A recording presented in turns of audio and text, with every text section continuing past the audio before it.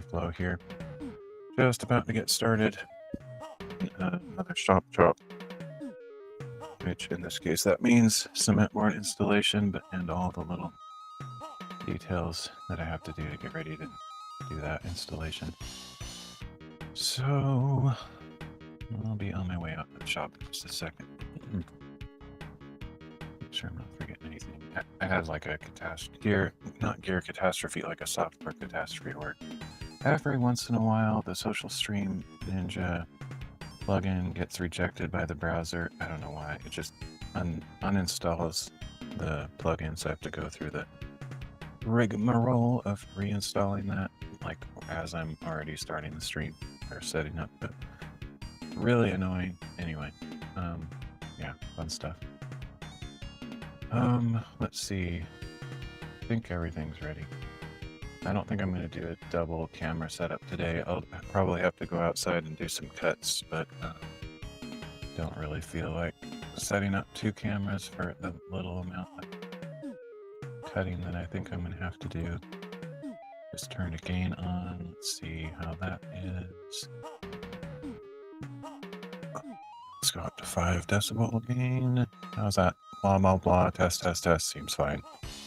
Okay. Sometimes the volume is randomly changed by no effect. I mean, it has a mind of its own, in other words. So I have a lot to talk about, I guess. Well, I'll try to summarize it briefly, which I'm not very good at. But so yesterday I went out for some hikes because it looked like a nice day before the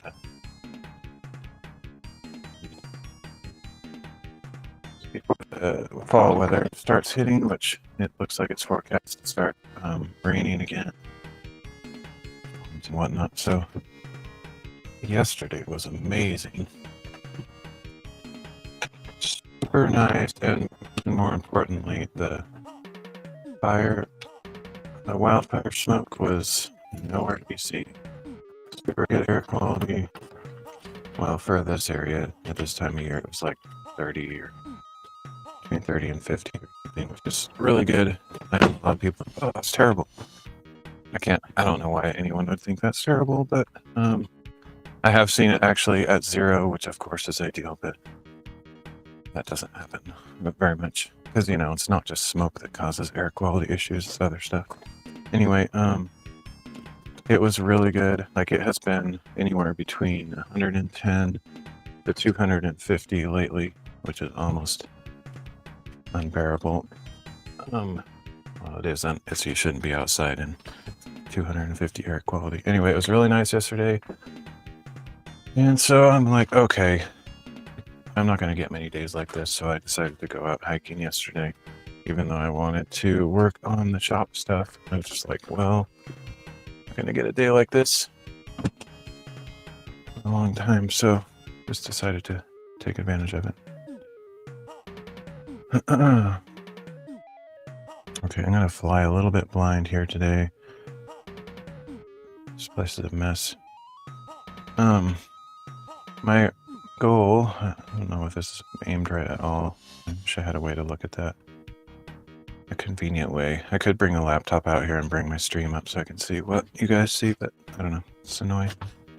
Today I'm going to be probably ripping out this insulation on this particular stud bay because let's see, where's my tape measure? The cement board is 5 feet wide, and that falls in between those 2 studs somewhere, and so it needs to be supported. The only way I personally know how to do that is to install another stud. I could put some sort of blocking, but I need the blocking to go all the way vertical. So what, am I going to put like 5 million blockings for each screw? Or like one big blocking all the way down? I mean, I could do that, but that seems a little bit ridiculous. So instead of doing that, I'm just going to insert a stud right here. Let's see, 5 feet lands pretty much right in the middle of these studs, right there. So I need to install a stud right there. So I'm going to pull this piece of insulation out. It's annoying. This shop was not constructed with any kind of sheeting in mind. Like, not really. So for example, 4 feet lands right here, nowhere where there's a stud. I think 8 feet is similar. Let me see. I don't know. Yeah, 8 feet lands in between your studs are. So if you have a 4x8 piece of sheetrock or plywood or whatever, you can't land on a stud no matter where you put that thing. It's the same coming to this direction, probably. Yep. So this is built by a company called Tough Shed, and apparently they don't really care about where they place their stud. They just like arbitrarily position them. They're not even 16 or 18 or 24 inch on center.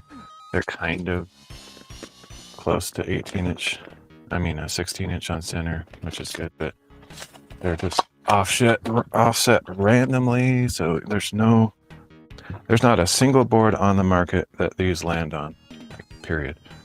Unless, like, you could do a 4 foot here in between these 3, but then you'd have to cut a special piece for that side, a special piece for this side. Totally random. Anyway, kind of annoying. I don't like the 3x5 size of the cement boards. It annoys me greatly, but it's really good for bathrooms. I'm not using it for bathrooms, so it basically 147,000%, like, don't say 100%, that's really thorough, but 16 trillion% of the time, it will never land on a stud, ever. Not once on a standard construction, because 3 feet by 5 feet, completely random. It has no correlation to any stud configuration that you'll ever find. So, fun times. Anyway, it just means I have to do a lot of this custom crap, which I'm used to by now, but it's annoying. The only thing I like about the 3x5 size, I just had a screwdriver and I just got so distracted with all that explanation. I don't know where it is. Let me grab another one. The only good thing about the 3x5 size for me personally is the fact that it fits in my car. I can't fit a 4x8 in my car. Hardware store. So I don't have a big truck or whatever. Okay, let me get maybe even better than that is needle nose pliers. Yeah, so the 3x5 I can just throw in the back of my car or whatever, and then that's nice. That's literally the only reason I like them. As there's completely random size. And I know why it's 3x5. It's because of the standard bathroom. It's all whatever. That's what they're used for most of the time. I get it, but I don't use them for that. I have all the shower tile stuff. Right now, there's nothing to do with anything. I don't even think they make them typically in like 4x8s or any kind of standard stud configuration size. Could be wrong, but if they do, they're not available at like hardware stores or any place that's available to the average consumer in those sizes.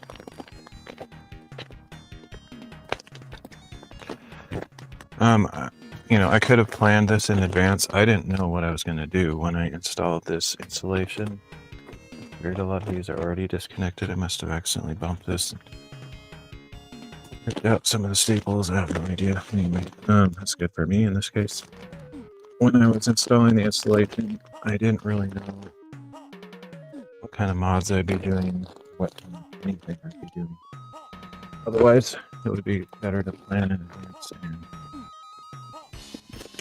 make sure you do all this prep work before you put the insulation in. I could have even used like 2x4s for the blocking if I wanted to, although I actually don't think that's the best way to go. the way I'm doing it now with the OSB blocking After Effects is actually quite effective.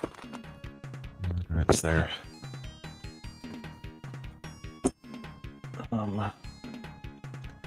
Let's see, let me get some gloves on because I'm going to be handling this installation a little bit. Stuff is nasty.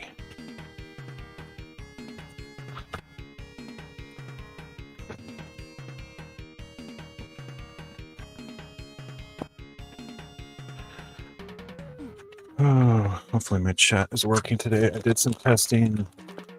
That's where I figured out that Social Stream or Chrome, whatever, decided to uninstall the Social Stream plugin. I hate it when it does that. But I didn't totally thoroughly test it after the fix to reinstall the plugin. I did a few tests on a couple platforms, but hopefully there's nobody chatting and I can't see their messages. Okay, so let's get a stud. 2x4, it's not actually a stud yet.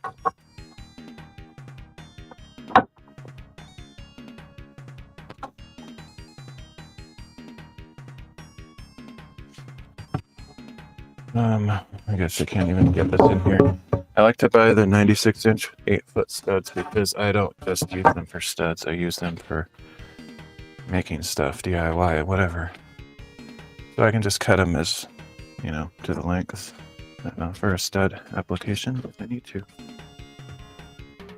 So let's figure out how.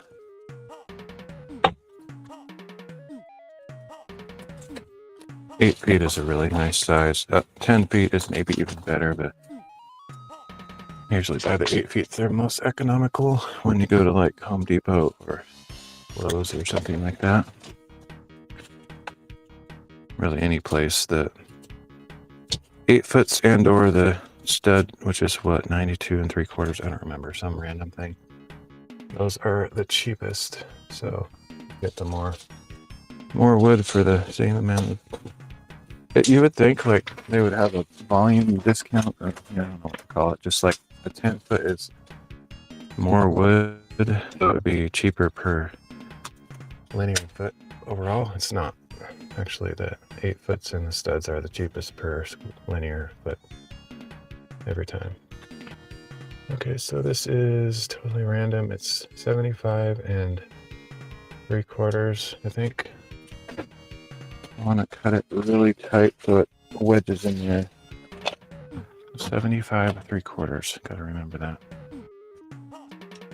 I'm just gonna go outside and cut this stud with my chop saw. I'm not gonna set up a second camera today so you can see this action. Not that it matters. If I was doing a lot of besides like more blocking, I would probably bother to take out the or set up a second camera, but then I might do some blocking later if I do.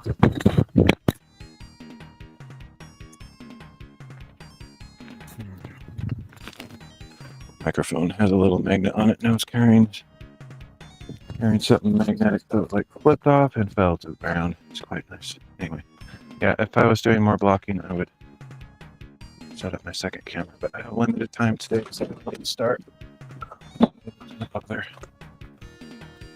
You just have to trust me that I used a chop saw to cut this.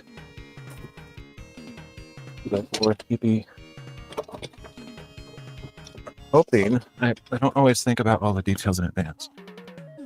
Actually, I never do. That's not true. I usually try to think about what's going to happen, but I'm hoping that once I get this stud in, I'll actually be able to install the cement board today. So that's kind of what I had in mind. But sometimes I forget little details and I might be like, oh, yeah, I haven't done this or that. Actually, now that I think of it, it's a little bit more of a brain. I'll have to install a little bit more blocking here. So this board will be here and I'll need to put a little bit of OS blocking between this stud and the one I install. On the bottom and in the middle. So I'll do a few more cuts. I might bother to set up the camera. I don't know. I'm not sure. It really doesn't take that long to do. Let me just experiment with how long it takes. Go outside, grab the camera, and see how involved it is. Yeah. It does take a lot. I feel like, oh, this takes forever.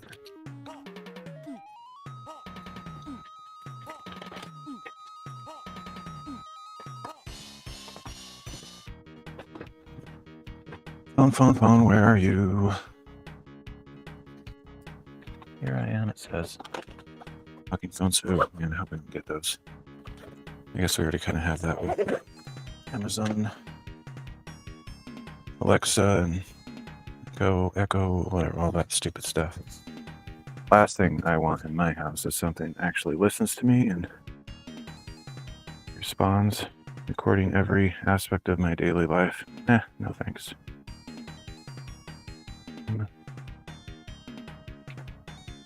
I actually don't even feel like voice is the most efficient way to interact with a computer. Like, I don't know. Maybe it's not bad. I mean, you don't have to pick up a keyboard or a mouse, but like something on your phone, like a phone app, is, I feel like, more efficient. Because your phone is essentially like a universal remote control for every imaginable device. If you have the capability to set it up that way. Okay, let's see. Well, it'll take a little bit longer than I was anticipating because I have to sourced this because its battery won't last long without being plugged in, so that'll take a few minutes. Not terrible though. But there's always little details that I forget about. It's like, oh yeah, to do that, it takes time. I have this tripod that's just ready to go. I'll leave it this way because I know I'm going to do another live stream pretty soon, so I don't bother to put it away or change its configuration or anything. Let's see.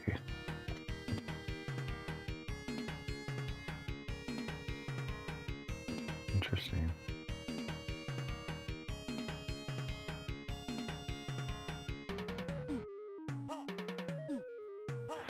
I don't remember why, but I had it on portrait lock mode, probably because I was using it as a chat phone or whatever.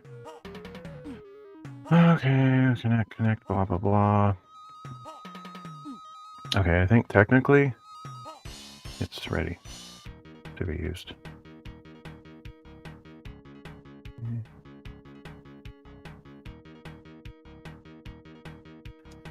I just have to get a cable connected to it. I was going to check chat while I was in there just to make sure everything's working. I forgot. I'm a very one-track mind person these days. Back when I was an office worker, I used to do better with multitasking type scenarios. These days, I'm like, if I got some one task on my mind, can't really get the things I was gonna do. Right. A little bit slow, but oh no, not too bad. Where's my cord? There's a cord.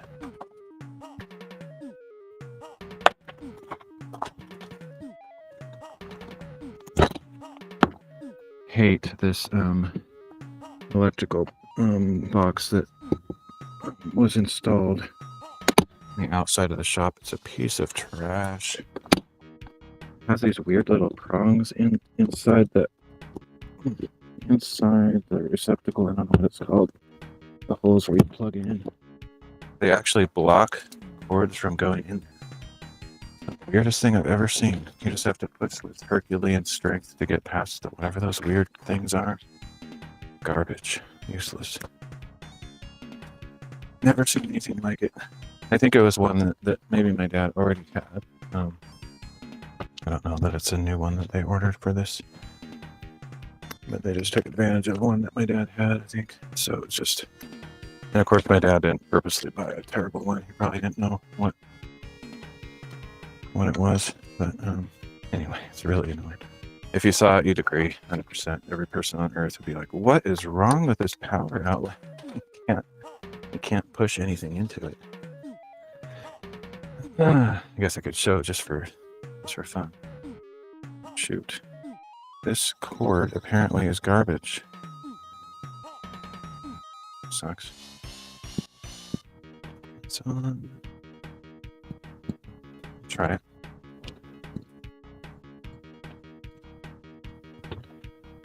Complicated. I wonder if I can do that with this phone. I am ready to go. Just playing with tech here. Let me see. Nice. That's working.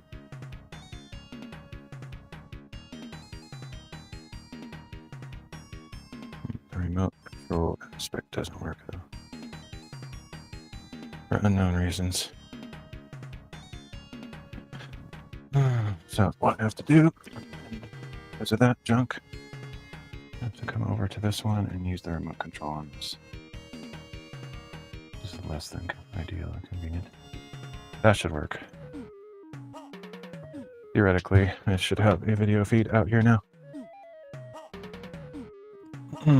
Took a little bit longer than I thought because I forgot about some stuff. Anyway. Alright, yeah. That's the kind of crap I have to do when I set up a live stream though. I just have to come out here before I'm ready to start working and set up all this technology.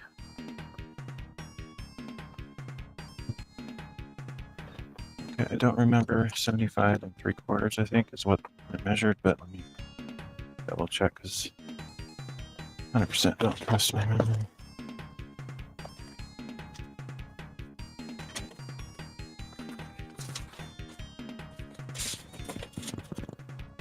I'm gonna cut just a tiny bit long and shave off as necessary because I want it to really wedge.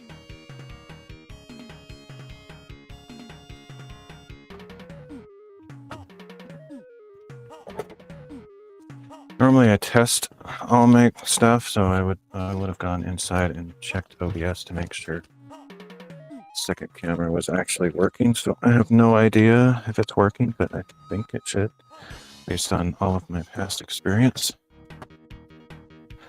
Man,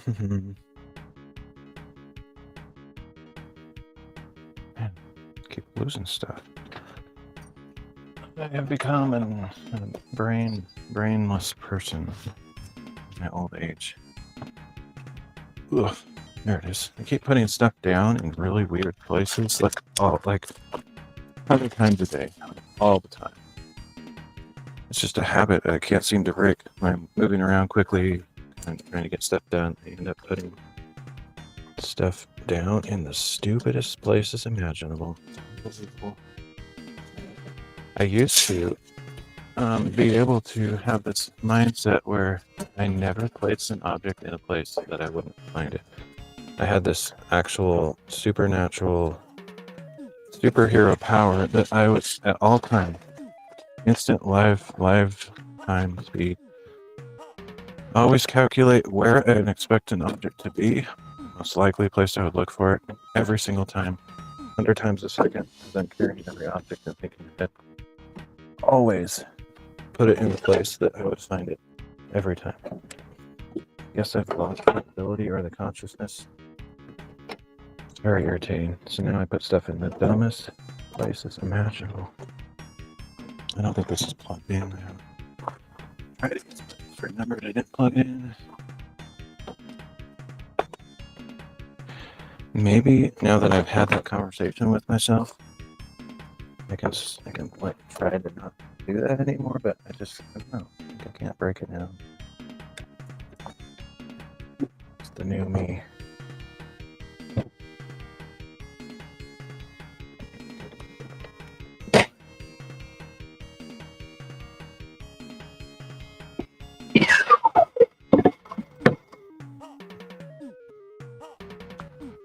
Alright, let's check this. I'll not switch the camera quite yet because I want to see if this fits. I might have to trim it a little bit.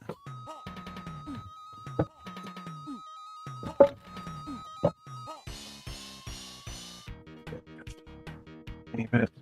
I'll do this 2 or 3 times sometimes, just to make sure that I don't cut off too much or too little. I like it to be really tight. I have a terrible situation here with the table.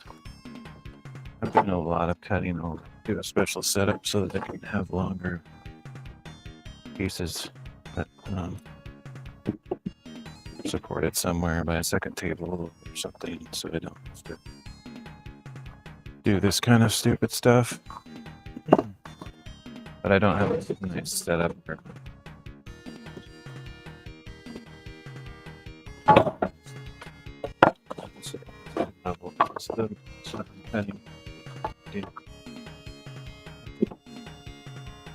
hack stuff together to make it all. Again, speaking of not super annoying. This wireless mic I'm using has this magnet button thing, and if I go anywhere near a piece of iron, it flies off. It's really stupid. Magnets, I think, are the wrong solution for wireless mics. Somebody needs to innovate with that, because it's completely the wrong choice in the mounting mechanism. Now we're pretty level, so pulled that up, which is really difficult to do.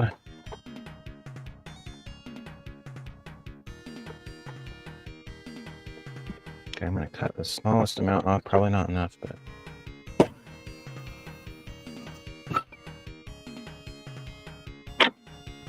cut it again. But I want this to wedge in there really tight. So tight that I might even have to use a hammer to get it in. That's the best.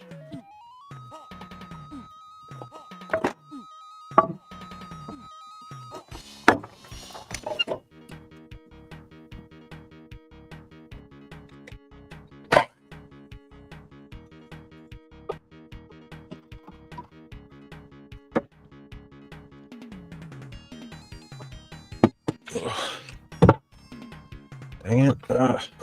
It's so touchy. Cut it too much. It's a little bit loose. I don't know how that happened, but I tried. That when that happens, it annoys me greatly because I'm at great lengths to try to avoid that, but whatever. It is what it is. It's not insanely loose. I mean, it is, but it doesn't have a huge gap, which is the worst. Okay, that's, I don't know if that camera worked that whole time, but switch it back to this one.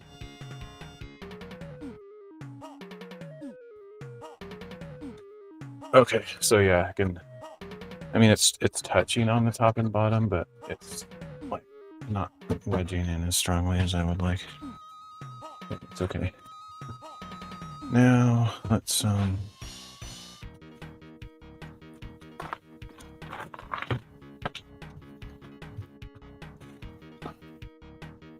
mark this here. Marking where to put a slot for this wire.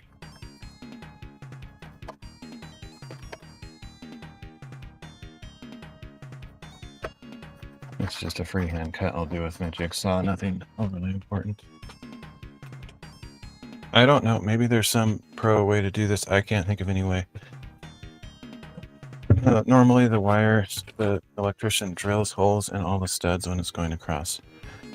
There's no way to drill a hole in this stud and get this wire through without cutting the wire. Get it? Basic idea. Maybe a magician can do that. You know those ring magician tricks? They somehow get their rings apart. They could probably figure this out, but not me. Pretty sure it's impossible. So we gotta just cut a little slot. I don't know what the pros do, but that's what I do. The stud doesn't need to support any structure, so you know, cutting a little slot in it seems like a logical thing to do. Let's see.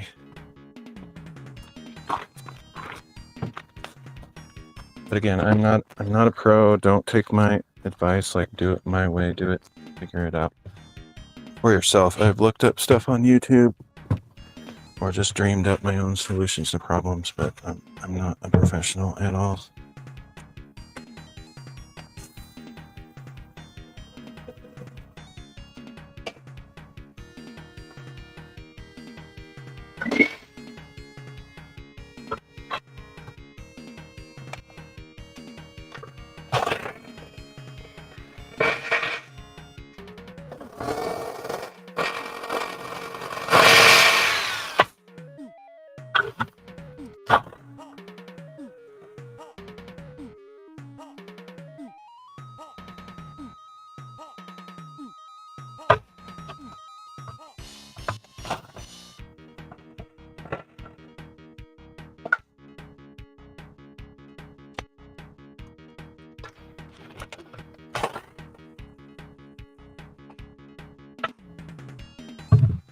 Doesn't need to be pretty.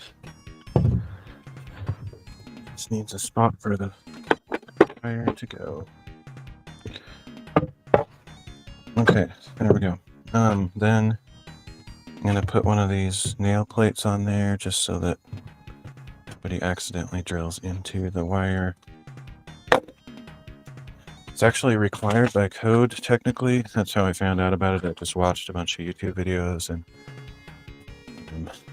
various things, and they mentioned that by code you're supposed to do that because it's a fire hazard and insurance risk, all sorts of things. If your insurance person knew what they were doing and they came by and inspected it while you were building and they didn't see these, they would tell you to install them or maybe reject your insurance claims later on, etc. So it's well worth putting the effort into doing it right.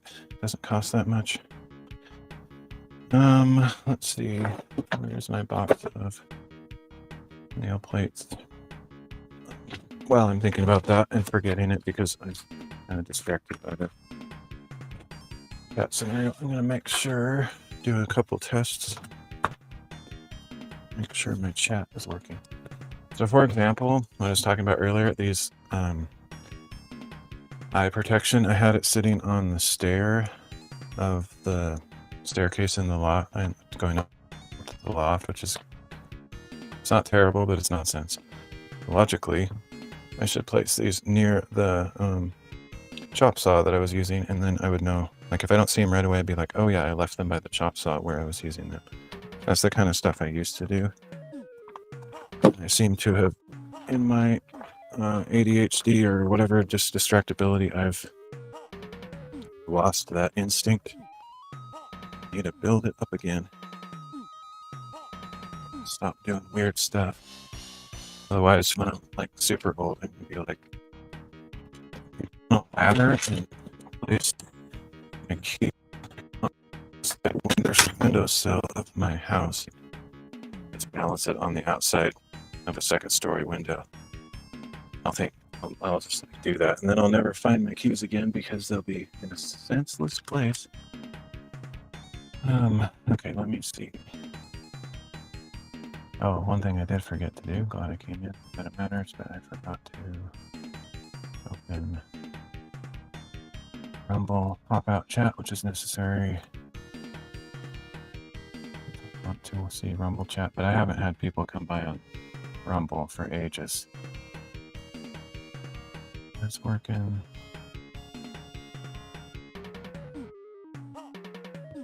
It's weird.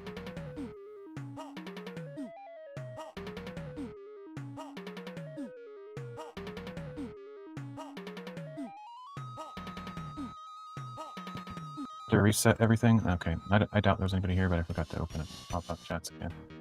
But that could have easily been. Sorry if I missed chat messages.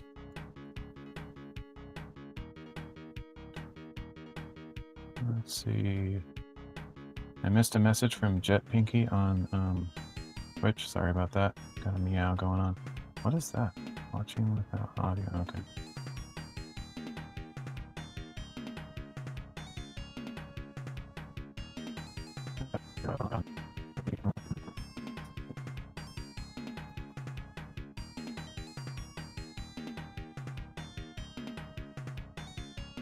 These are old messages from Picardo. Every time I reopen Picardo chat, it does that, and it's because my phone did not overheat. That's from like 10 streams ago. Oh, I was going to talk about that. Okay, I think I got it going. Forgot to open the pop-out chat, so I missed one Twitch message. I apologize. I'll write something in there. It looks like they're watching without our audio.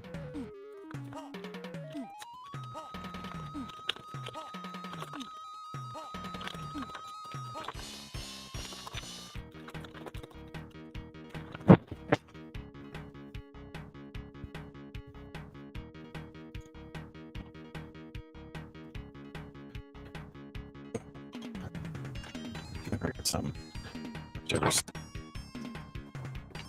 a great length to not forget that stuff. I have a lot of special tricks to like I use tab groups to pull out all my stuff, whatever, but then I just forget to open the tab group. Oh man. I need like a master macro script that just does everything all in one go. Whatever. Okay. Glad I checked. Oh, I did that like a few streams ago. I don't remember which one, but one of my shop chops, I forgot to pop out chats and I missed not a ton of messages, but some. Okay.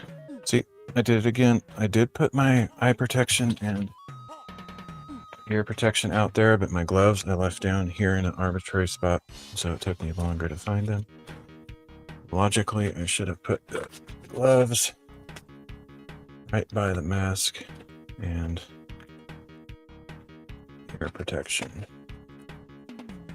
Hopefully I didn't put them in a senseless place. I really feel like I'm going to start putting them in nonsense places, like spend half of my day, like 6 to 8 hours just planning this hiding place. Like this immaculately impossible to find place, and I'm going to put things in that spot. Just it seems like that's how my brain works if I don't intentionally like tell it not to do that. Like I'm like the Dr. Octavius in Spider-Man 3, is it? 2 or 3. No, Spider-Man 2. Where he's like, no, I'm the master or whatever. I'm telling you what to do. You don't tell me what. That's how my conversations need to be with myself. I have to overrule my AI chip in the back of my neck. Okay, so let's get this map. Get this right at. I think I want it right at 3 feet. Although I think I'm supposed to leave like an 1/8 gap or thereabouts, which I use like silicone caulking to connect the two cement boards in a shower situation, but I'm not doing a shower, I'm just installing cement boards, but I think it's still good to leave an 1/8 gap so that if your building expands or contracts, it won't make cracks in your stuff. I'm gonna do that. Good. 1/8. Yeah, I did the same with my pencil. I don't have a clue where I put the pencil, and because of that, pencils in particular, I bought like about 50 pencils, like they come in boxes of 12 or 24. I bought like 50 of them just so that if I do that, put one in a stupid place, which I do all the time, just grab another one. And then later, sometime, I'll find like 3 or 4 pencils like in really weird places. Yeah, like, oh, that's the one I was looking for. Oh, I hate tape measures. Have I ever said that? I think I've said that a couple times. I hate tape measures. They are stupid. Okay.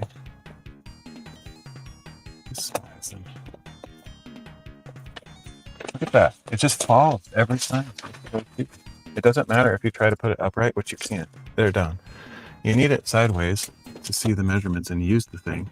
You can't put it upright. The only way it's not going to collapse, put it upways. Upright like that. You put it sideways, it falls.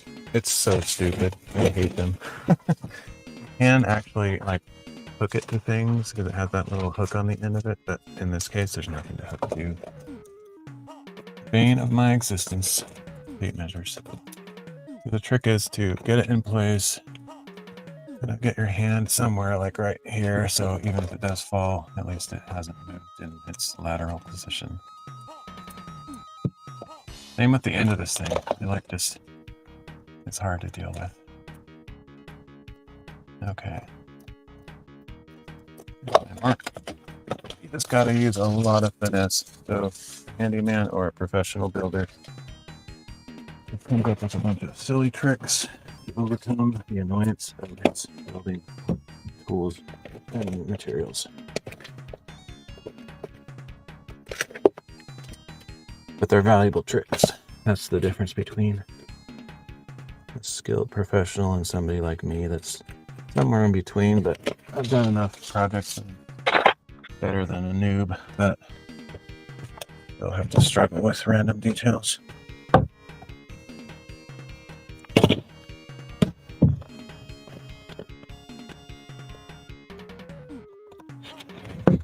Which slow me down. It doesn't mean I'm gonna produce a bad result. I just like fumble a lot, so it takes me longer.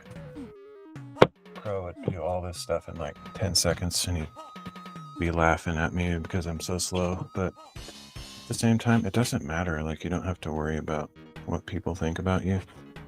As long as you're doing a good job, who cares how long it takes?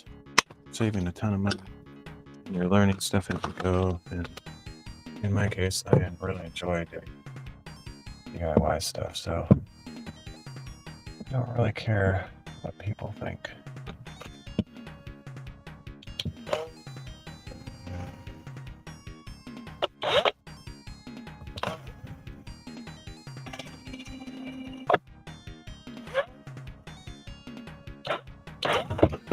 Okay, just need to get one screw in there, and then I can do the others.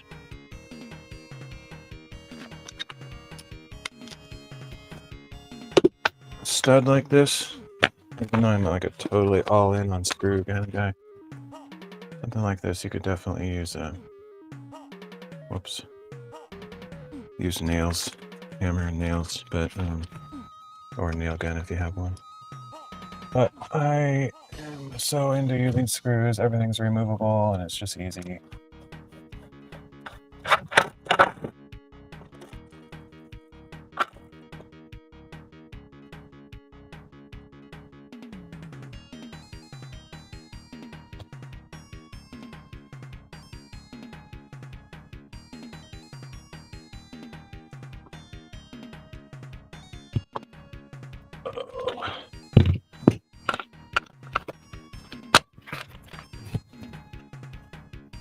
It's actually tight enough. It's not super heavily wedged in there, but it's tight enough that it's not all slipping and sliding around against it well, which is good.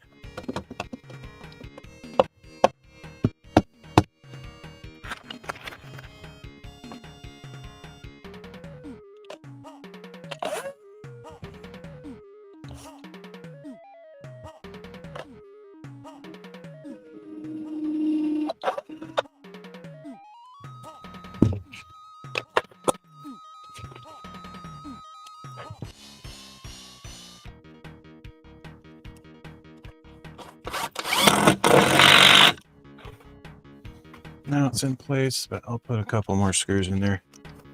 Again, this isn't like a structural stud, so I don't need to like go crazy with it, but I'll just put one on the other side in the opposite configuration.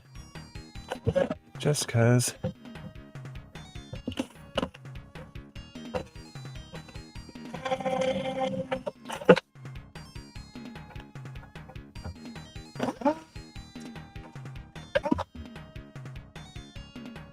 Over here, confined space is a little bit tricky to get this drill to work, but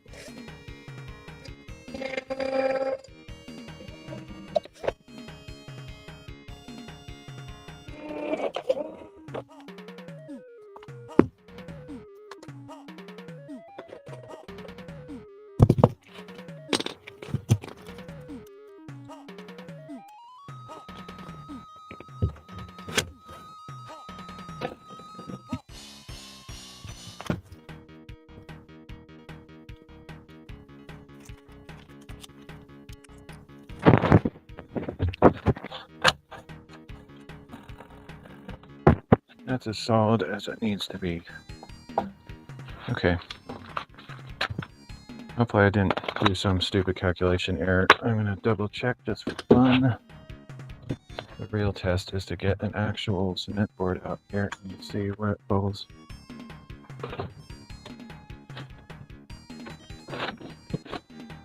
Pretty sure it'll be good.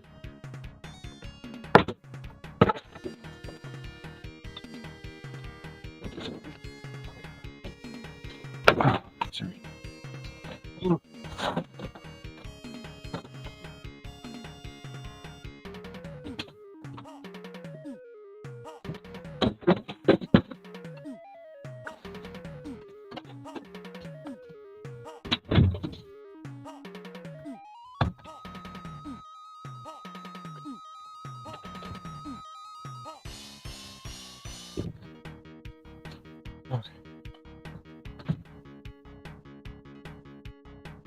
Okie dokie.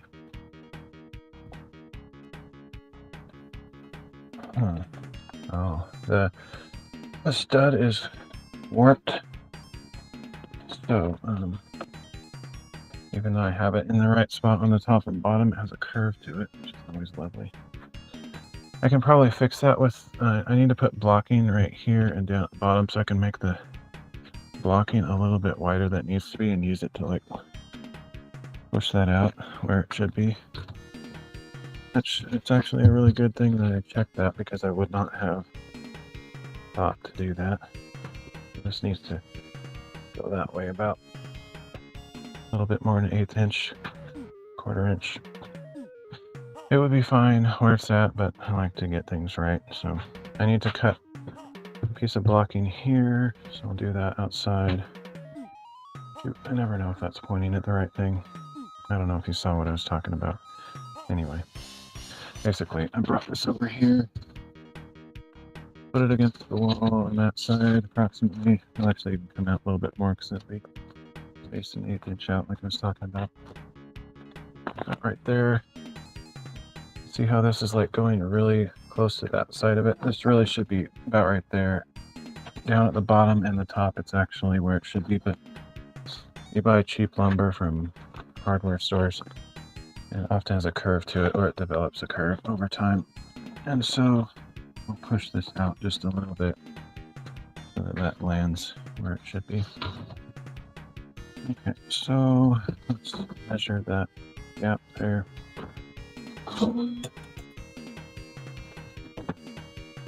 Add like a 1/4 inch or something.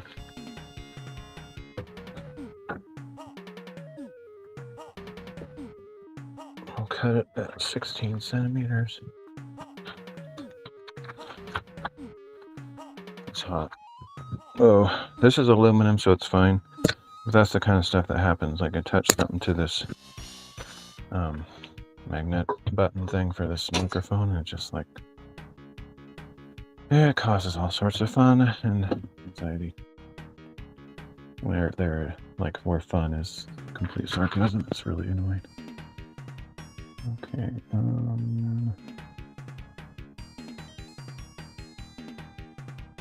never tested this second phone, so I don't know if this second camera angle is working. Hopefully it is.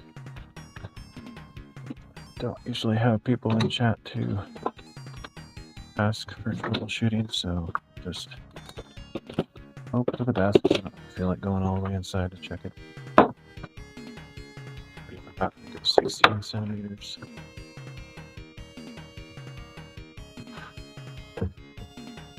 Yeah. So this is the kind of stuff I did. As I got that pencil I was talking about before, I got 2 of them and I placed one right here. That's the kind of stuff you gotta think of consciously. These are right here where I'm gonna find them. This one's right here. So ready to go.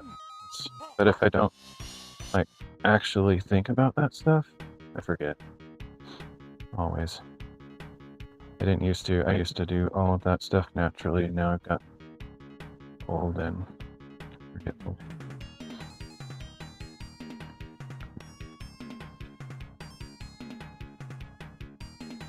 Sorry, just unwinding the cord. It was kind of not allowing me to get as far away as I wanted to, so you can see what I'm doing.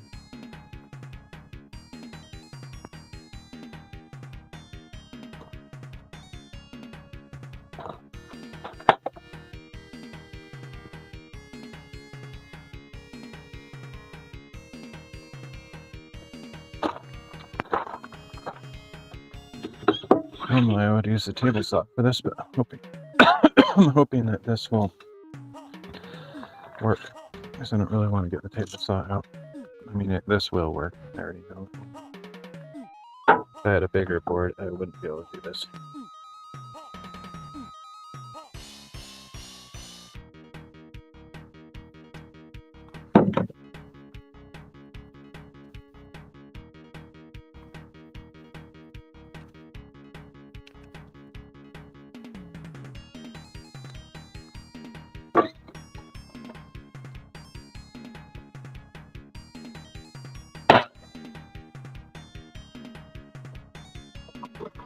These kind of blades are cut with something that's about 4 inches wide, 3.5 or so. Anything wider than that, and you could still do it. You'd have to cut it on one side and then cut the other side over. But yeah, that was possible because of that. So put these exactly where they should be. Put this all lined up nicely. This, on the other hand, I don't know if I should leave it out here or take it in. Just thinking out loud, nobody cares. Let's change the camera angle again.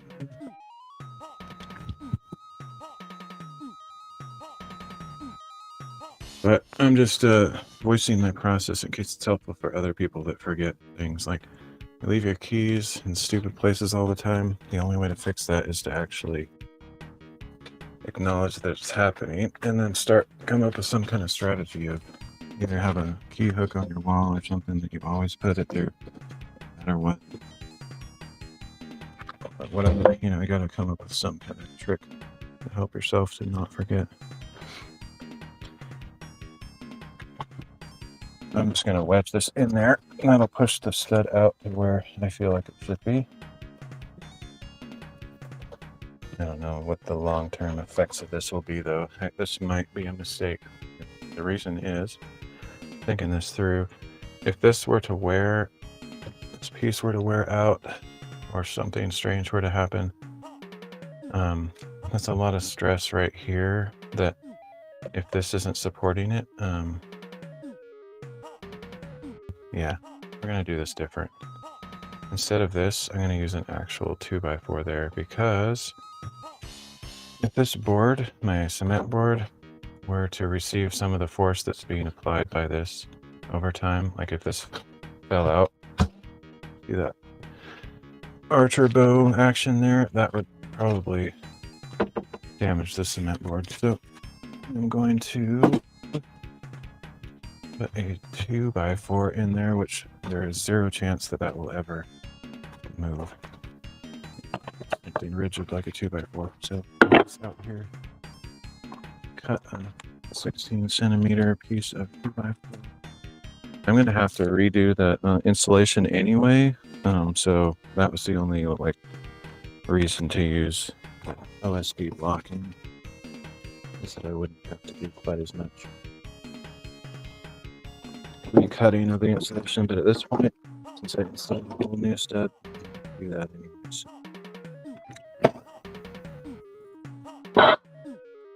So we got ourselves a piece of 2x4. This will be ridiculously solid. Zero chance that will ever move. The only disadvantage of this, now that I'm thinking about it, is I have a lot less flexibility where this falls. The reason I was putting 4-inch pieces of OSB is I had a lot of flexibility up and down where I installed the cement board. This one I'll have to really hit it just right. So I think what I'm going to do, just to give myself awesome fighting chance at success, I'm going to cut a second piece, put it right next to that one. Got 3 inches of space to hit.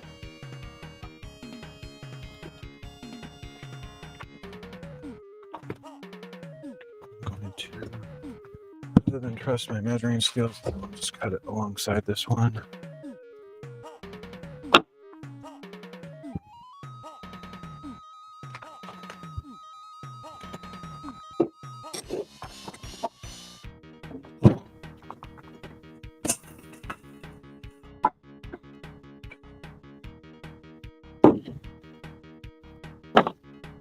Takes a little bit longer to do that object arrangement thing. Putting things where I'm not going to forget them, but it's a lot less frustrating than looking for stuff all the time. Okay, so another trick, or not trick, but another confirmation I'm going to do is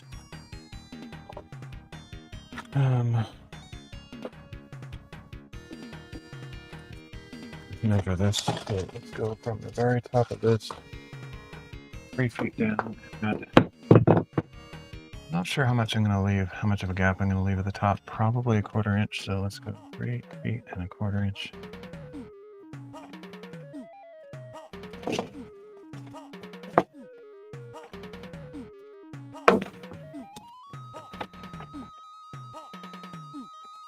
That'll be the divide. No, let's see.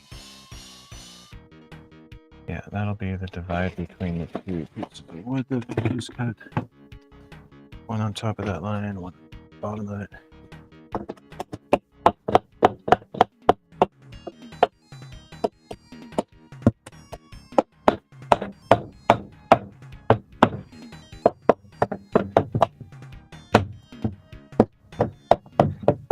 Don't have to be exact, but I like being exact. This is the kind of level of detail that even pros don't do. They just slap things in there and do it quick because their time is money for them. I have infinite time, so I could do whatever I want. The line's cutting right in between that, so we got a full 2x4, a full 2x4 on top and bottom for each cement board to attach to. And it's incredibly strong. There's zero chance that that's going to move and split the cement boards. Definitely overkill, but I don't care.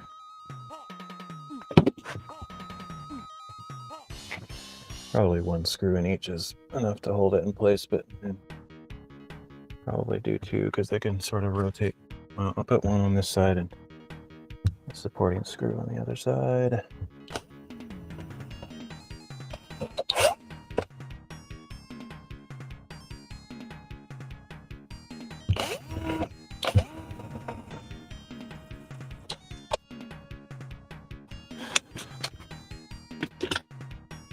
Technically need to pre-drill these holes. I just less likely to move as I'm putting the screw in if I pre-drill them.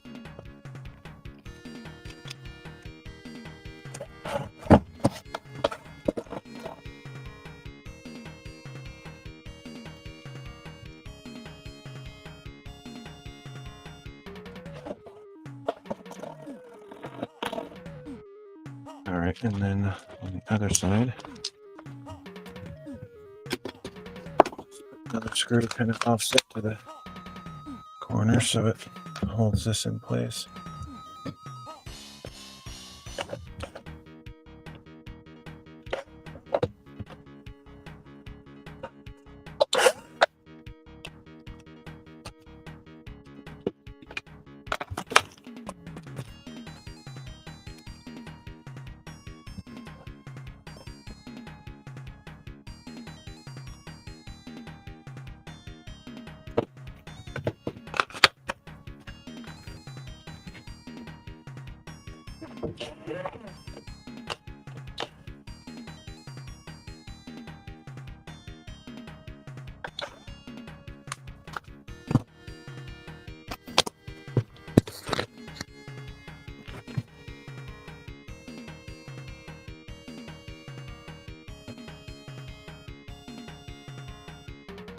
I might actually put another on this side. I was thinking that would be sufficient. It probably is, but I don't like that I can actually move that a little bit, so I'll just do ultra thorough ridiculous junk.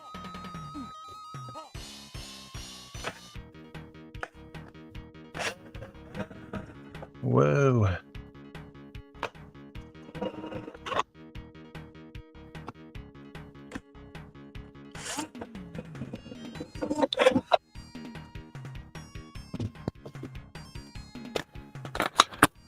Oh.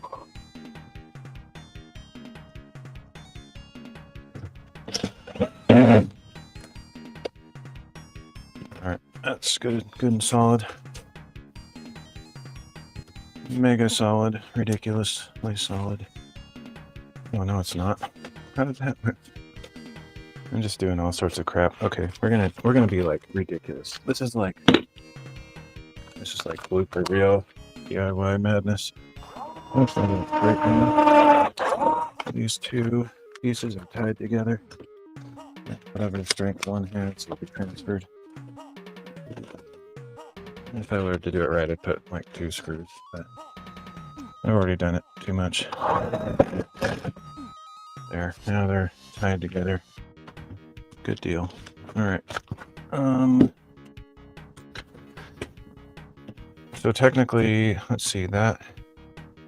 Oh, the one thing I didn't do, which I might come to regret, I didn't put a mark on this side to make sure that I put this straight across, but it looks like got it on. Because sometimes, I don't know why, but these boards like move up and down, so you get this side connected in, and if you don't confirm it's straight on this side, it just travels up and down. Who knows why, but thankfully it's straight across. So now I have to put some blocking on the bottom, which now that I have this structural 2x4, I'm pulling out the stud to where it should be in the middle. I don't do anything crazy like that on the bottom. I'm going to cut a piece of 8.5 inch OSB for the bottom.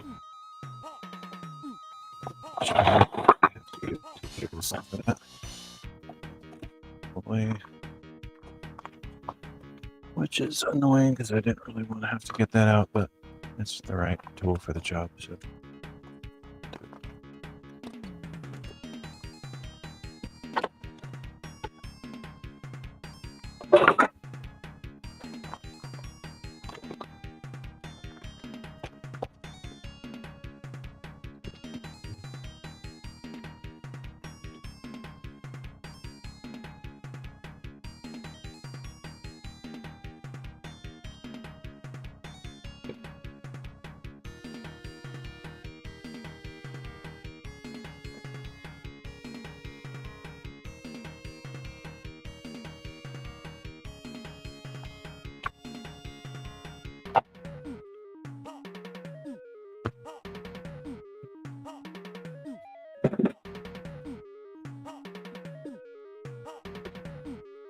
Read up quite a bit on wasps and yellow jackets to go because I was doing the nest on the wall of the house, and it's kind of interesting. I guess they do a lot of foraging, like just completely go ballistic nuts, like an insane person, looking for resources around the fall, autumn time of year, because they're preparing essentially for what would otherwise be death and extinction of their entire species over the winter. Basically, they're storing up heat in one form or another through insulation techniques to survive the winter. And so because of that, the fall is like when you just see a lot more of them around. They're really annoying. Late summer, early fall, depending on your climate, going on through the fall, where they're just like crazily looking for resources to survive. But they do it every year. It's frantic. That's why they're like more likely to like sting you, and they're like buzzing your face, and they're very nervous at that time. They're just like looking for everything they need.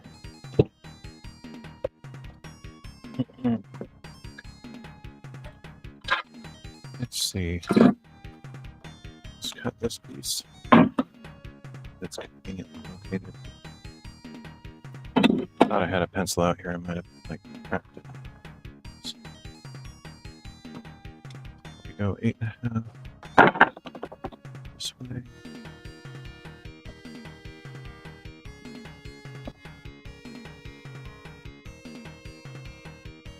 Have a couple yellow jacket traps out just to keep them from being somewhere in the range of annoying to dangerous. If you have kind of infestation in your area, it's like an overpopulation. They can be kind of big nuisance at the least. And if you're allergic to them or something, then actually be a danger.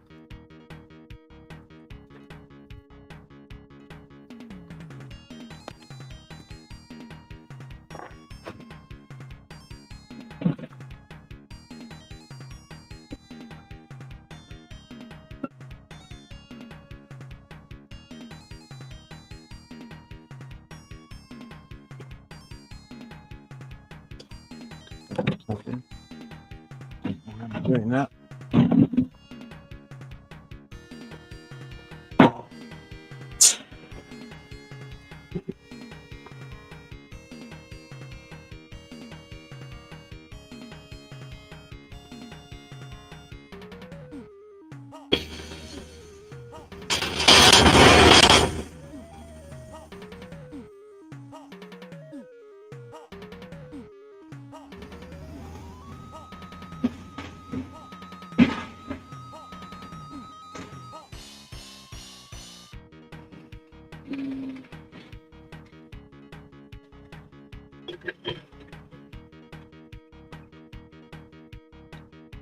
Let me just measure the bottom over here. You would think it would be 16 centimeters the same at the top, but not necessarily.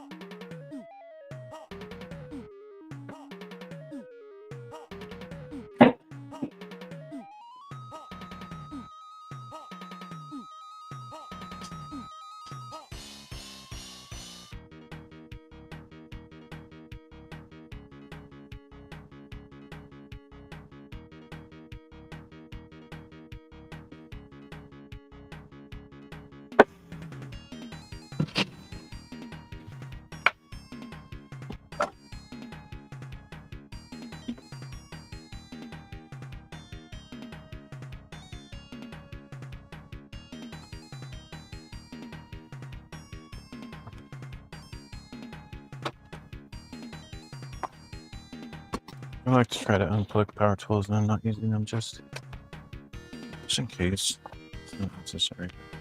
It feels safer, so do that.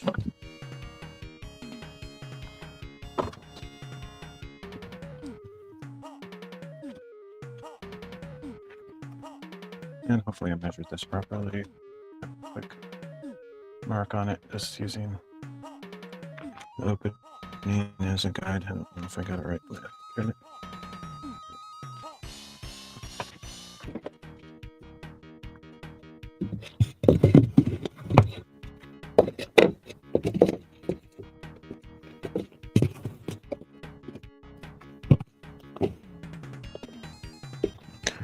Turn it just a little bit.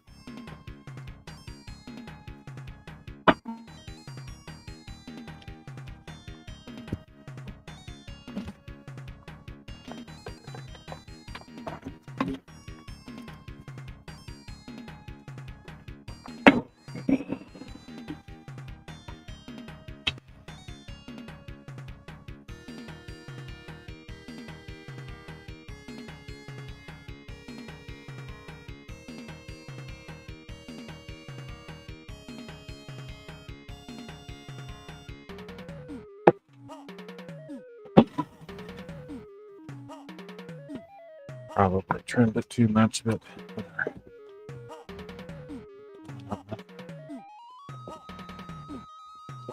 couldn't measure that very well or something. I don't know. Weird.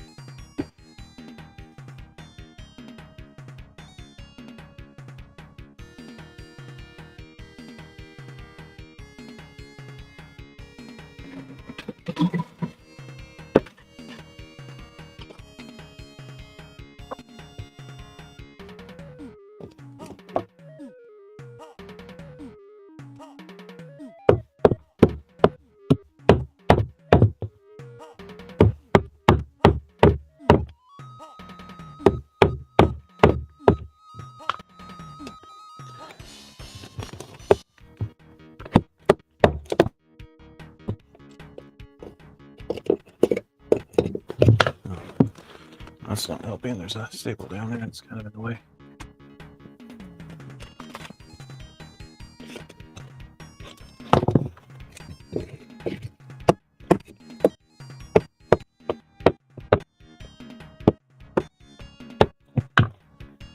Guess I need to trim it a tiny bit more. I don't want to like overdo it because then it'll be loose. Probably get it in there, but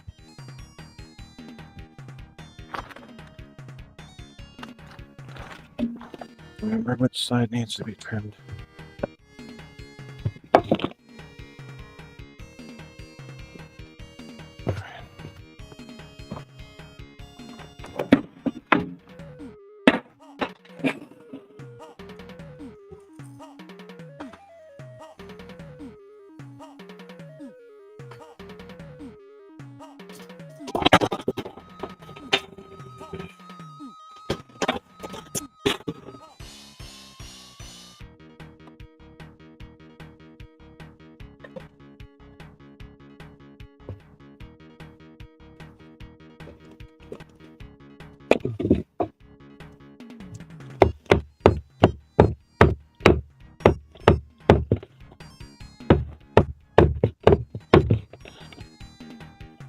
Let's see what's going on. Okay, I get it.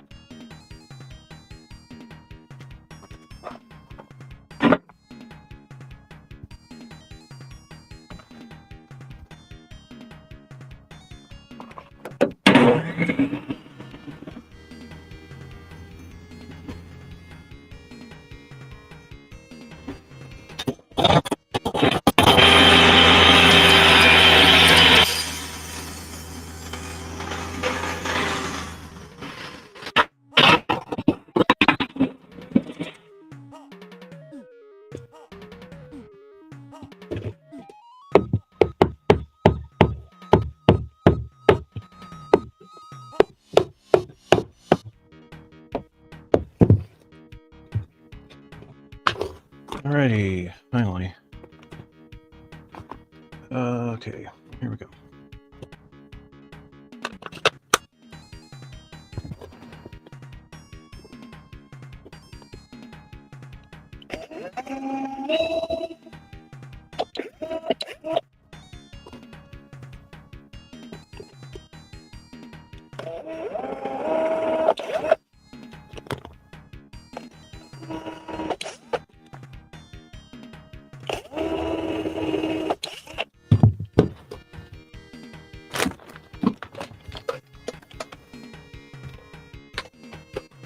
I don't have a proper countersink drill bit, so I'm just using this big old chunky drill bit that I've found for 25 cents that I used in this place. It works like a countersink.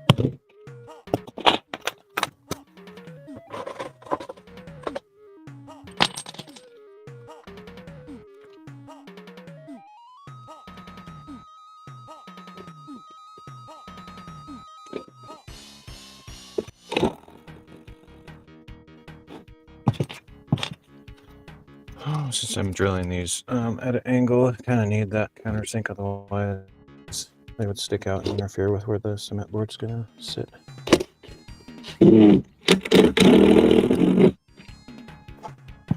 Hold it in a little bit too much, but that'll be fine.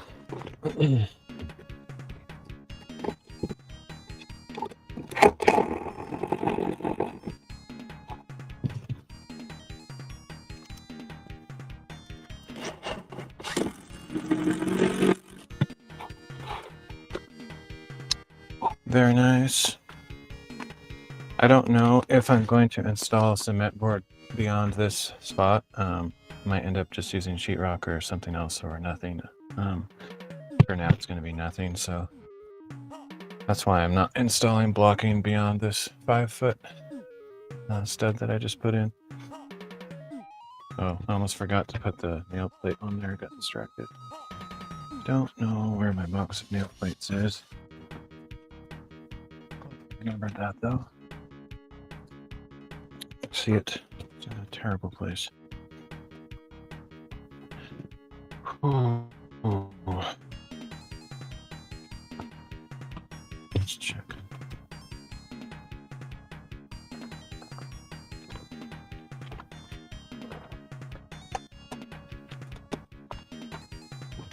Okay. I think I'm actually going to get to install these cement boards now, though, which is great. I wish I could do the other wall, the wall opposite this one. That's going to be another live stream. I'm not going to get to that today, I don't think.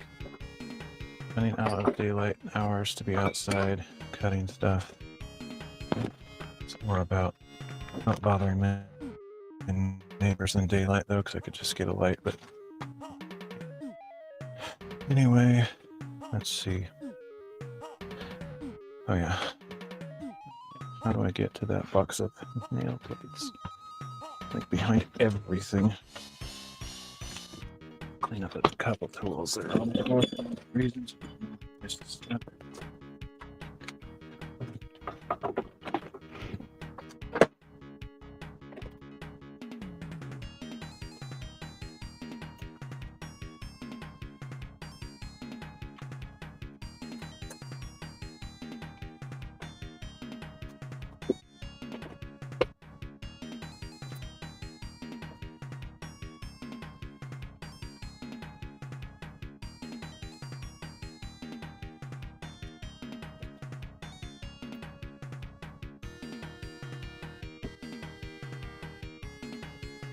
And we got the annoying process of little router situation. Find a router first of all. Or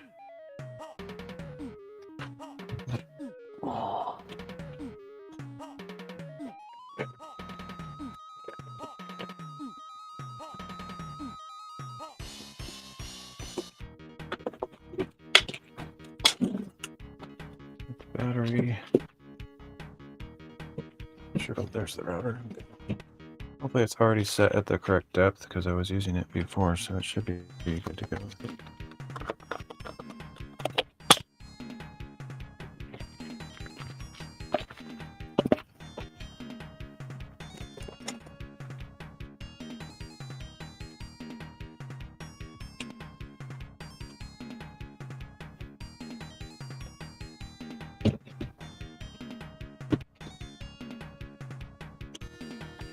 Don't really remember what measurement tricks I was doing, so I'm gonna cheat and look for the lines that are there from the previous ones. Hopefully. Well, I don't see anything. Might have to remeasure it because I don't see the lines for some reason. It's weird. Okay, figured it out. It's not that hard. Okay, so let's put this at the same level as the others approximately. It's hanging down, so I'll just assume that it'll probably stay in that hung down position. Gravity does its thing. Like this. Yeah. This is the nail plate. Just has these little spikes on top and bottom. You just pound it in. You can use screws if you want, but it's not necessary. And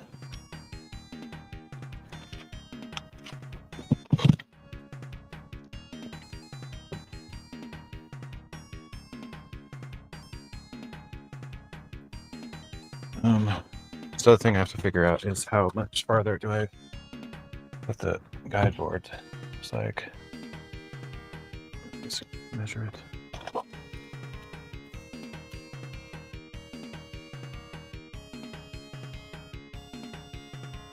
An inch and an eighth from the bit, inch and a quarter or something like that.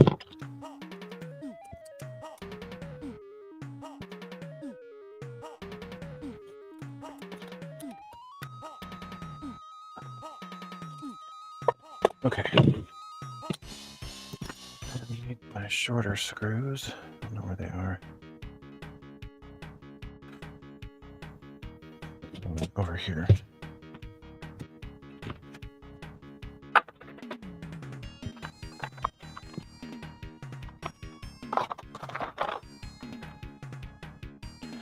Pretty hot in here, I have to say.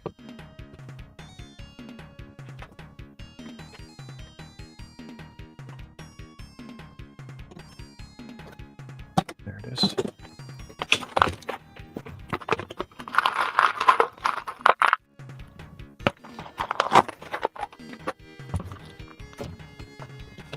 Okay, for those outermost lines, I just put this board here to use as a guide just to make it a little bit easier because it is kind of crazy. The router just has a mind of its own and kind of goes over the place.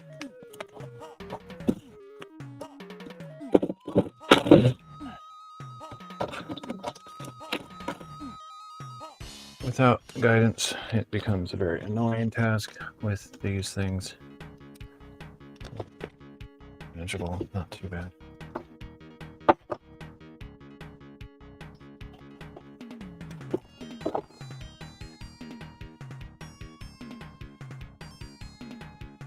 Right.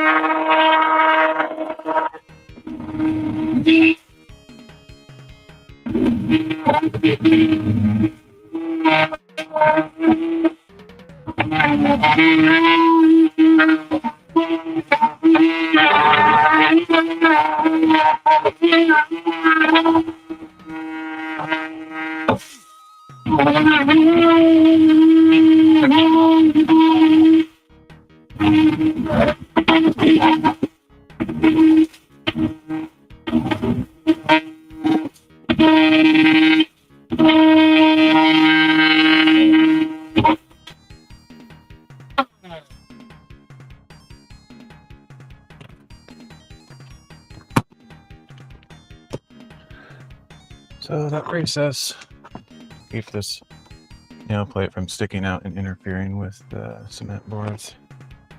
Didn't do an amazing router job there. Might try to do it a little bit better.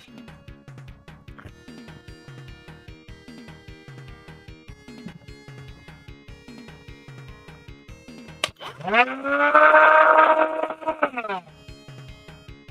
think it might be a loose seating in there, just rattling around, making a loud noise.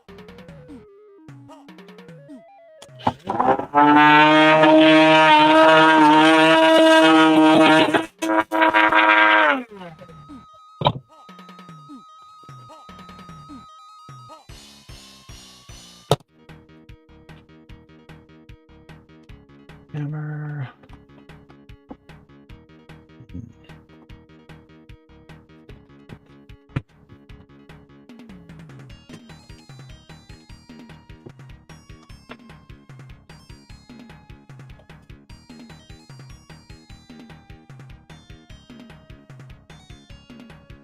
Haven't been using the hammer lately, so I'm not sure where I put it. Oh, there it is.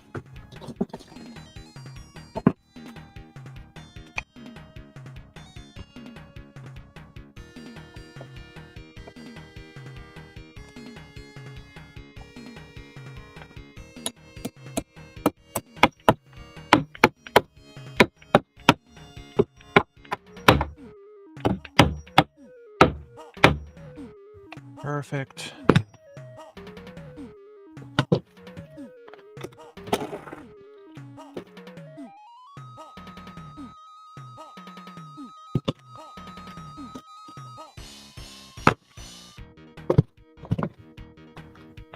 Probably the best one I've done so far. Okay.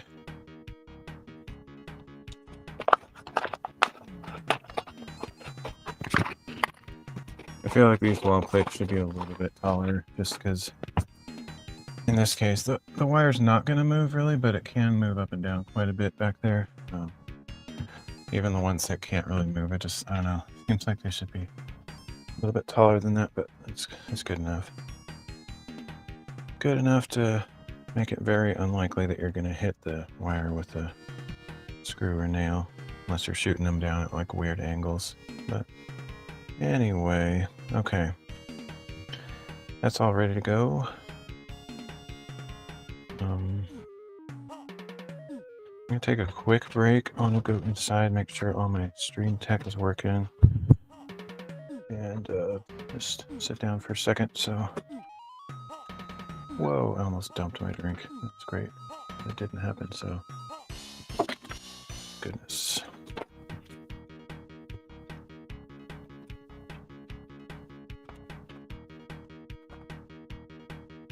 There's a bunny outside. Got a bunch of bunnies out here. I don't know where they came from. Heard the story that somebody had like some pet bunnies that they let out or something like that. I don't know if they still have them as pets or they're just basically like what?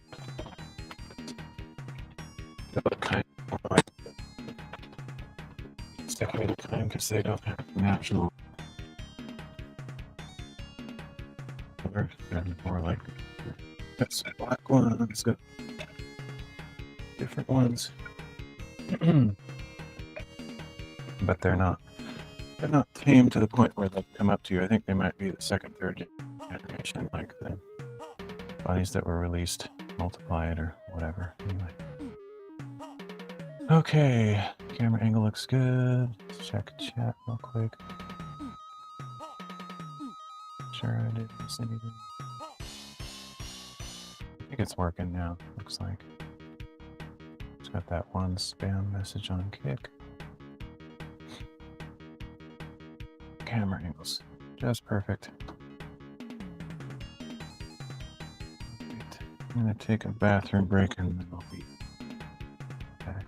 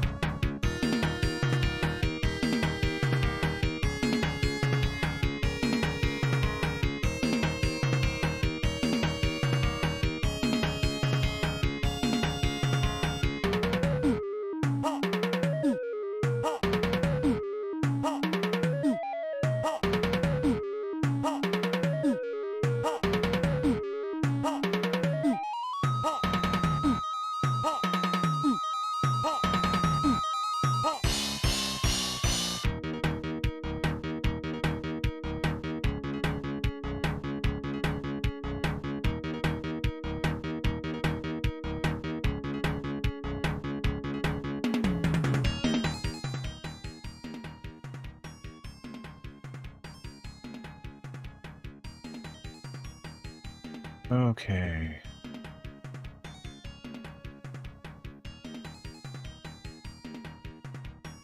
So one thing I have to do, which is I don't really know how to do it necessarily. I need to figure out a way to mark that electrical box up on the top left, that blue thing, on the back of the cement board so I can cut out the rectangle exactly where it needs to be. I've just been kind of sitting here while I'm on break thinking of, okay, how do I do that? I can measure it, but measuring, I've tried that in the past and it's not super reliable because the placement of the cement board is sort of arbitrary. I'm not necessarily squishing it up into the corners, and so it might bump out from the top or the side a little bit. So what I was thinking is like using something like a grease pencil or something to make a mark in there. There's got to be a trick. Or another thing I'm thinking of, some kind of screw that would attach there and make a mark. I don't really know. Think.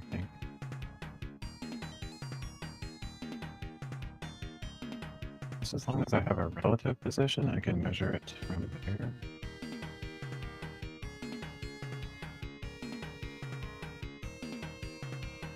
Okay, let's use something like a 3D animation technique of using marked reference points and and that kind of a thing. What I was looking for a little bit earlier, it sounds like I've been on break for like 20 minutes, but it hasn't been long, but I did all this stuff just now. I need like some kind of marking thing, like a marker or pencil wouldn't be good enough. Something that is really sticky. Something that would act like carbon paper. Kind of substance. I'm thinking like mayonnaise or mustard or something. Let's use the mustard. That's a technique you only see on my channel. I use mustard.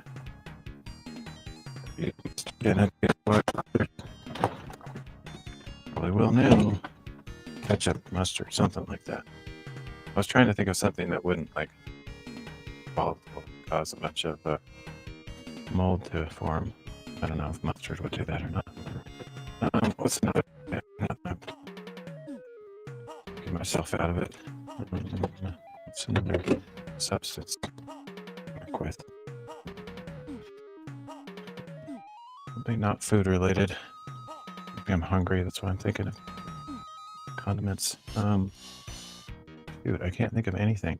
Some kind of marker that's not permanent that would leave the ink on there to rub off onto the cement board. I can't think.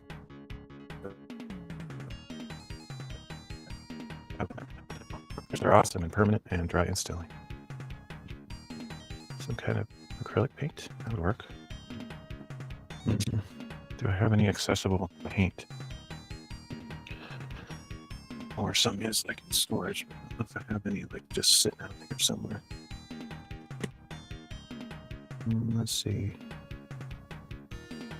I don't have to dig too deep for this. That would be.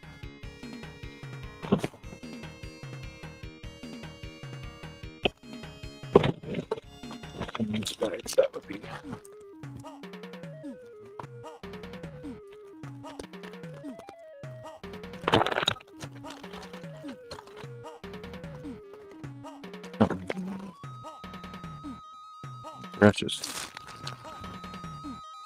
No paint. It sucks. This work.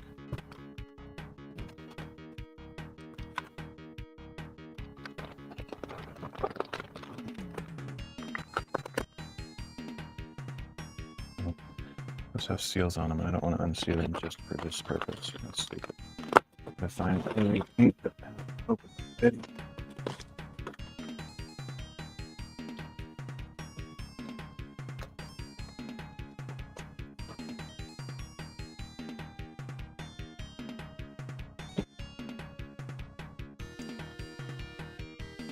go. This is ridiculous, but it's kind of fun. I like doing goofy things like this. It's top craziness.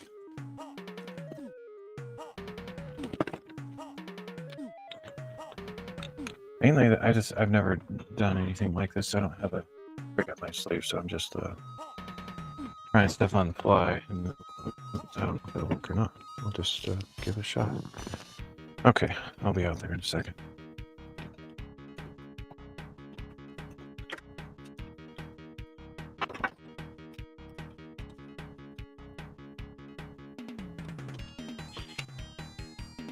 This is way overkill. I'm sure there's a much simpler way to do this, but I don't have in mind something that works, so we're going to come up with my own trick. I think I'm probably done cutting stuff, so here, actually, sure.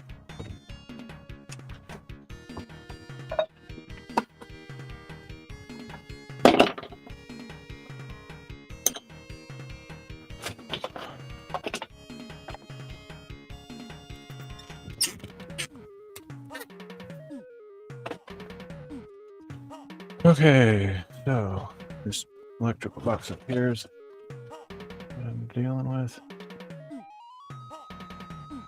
I have no idea what that camera angle looks like. Oh well.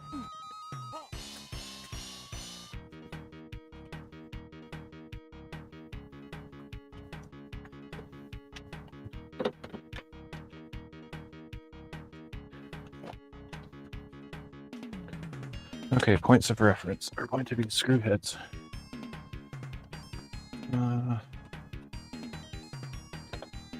This is not a great idea, by the way. This is just like, this is what I can come up with at this moment in time, but it's kind of ridiculous actually. But kind of fun still, in spite of it being stupid. Okay.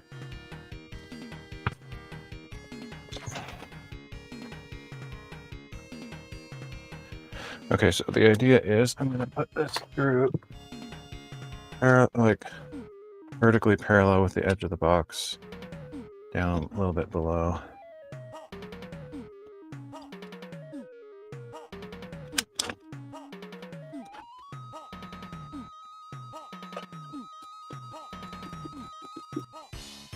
Right like that. And then what I'm gonna do is I have to do this eventually anyway. So I'm gonna lift the cement board up there, put some screws in it, whatnot. Ready to mount it. Let's see.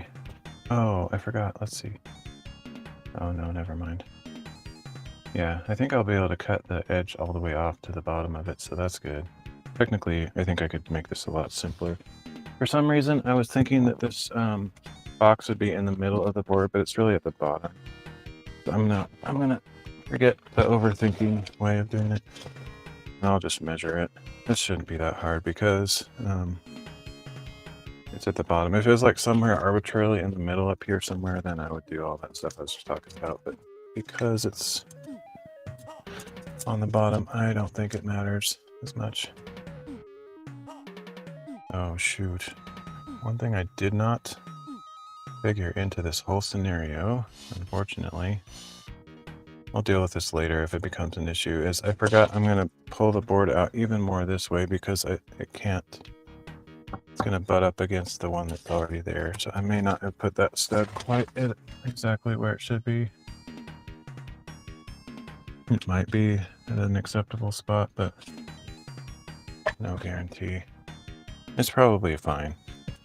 If I measured with the measuring tape against pre-existing already installed cement board, then I'm good, but I don't remember what I did, so it looks like it might be okay though. I might have got lucky and measured up against the board. I don't remember consciously doing that though, so that's why I was having second thoughts there. Alright, so let's this is 21 1/4, so we'll do 21 in from the side.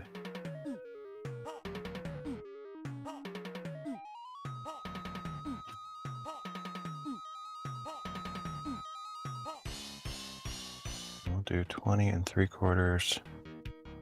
20 3/4 to 23 1/4.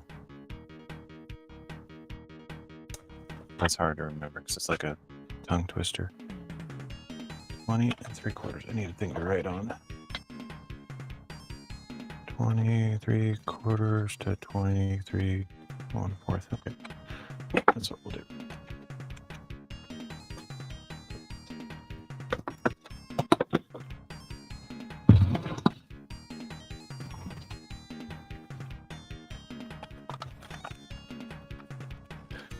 I'm going to do a mirror rotation effect here.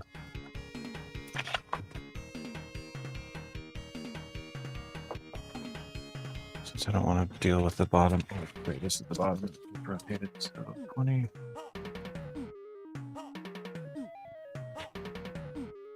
Is it really? Wait a minute. Oh, I was measuring centimeters. Okay, this tape measure doesn't have centimeters, so I guess I'll use the.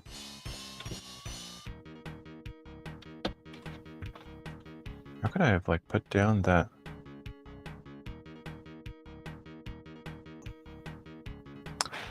What in the world? See, that's what I do. I need to be constantly on alert, on guard, because I don't know what I did with that. Weird. Did I come out here? Is the measuring stick is up here? I don't know what's going on. Okay. I'm so confused. I'm just like, I don't know what's going on with my brain. Getting old and losing my faculties. I don't know. Okay. For some reason, 20 felt like a week. I guess that's right. I was just like, that doesn't seem right. Okay, so 20 3/4 is right.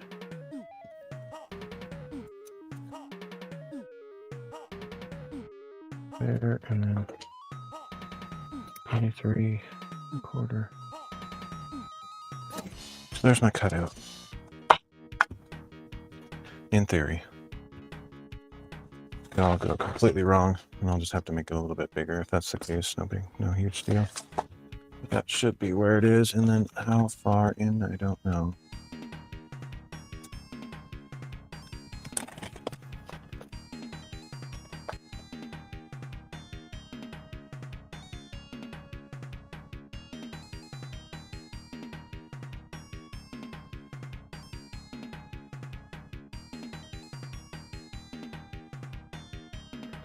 Thirty-one and a half. 36 minus 31 and a half is 4.5.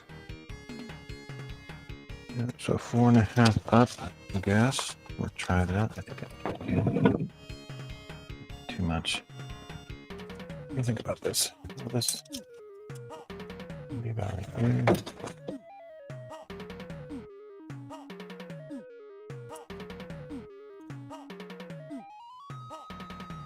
I think it's good.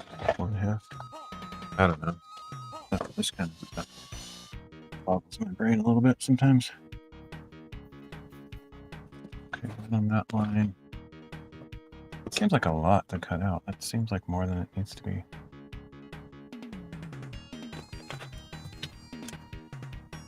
What am I not thinking of here? I think it's right, I guess. It doesn't seem right to me. Hopefully it's right. Okay, so somewhere, there it is, good, I spotted it. That was like a needle in the haystack. I got this bit.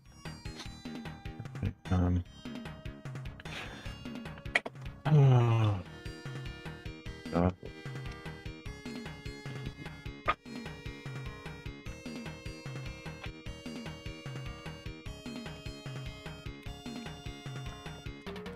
Should be good for cutting this stuff. This is going to make a lot of dust, so I guess I'll go to the trouble of going and getting the bandana to use as a mask, because this stuff is nasty.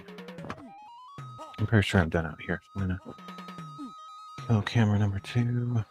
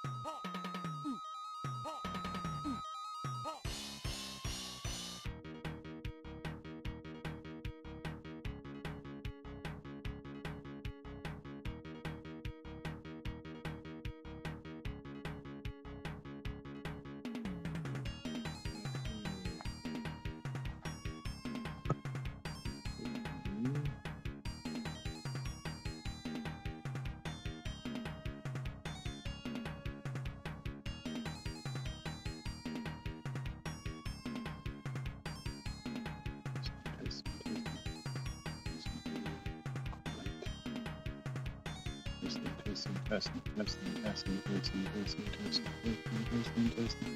20 decibel gain. Testing. Testing.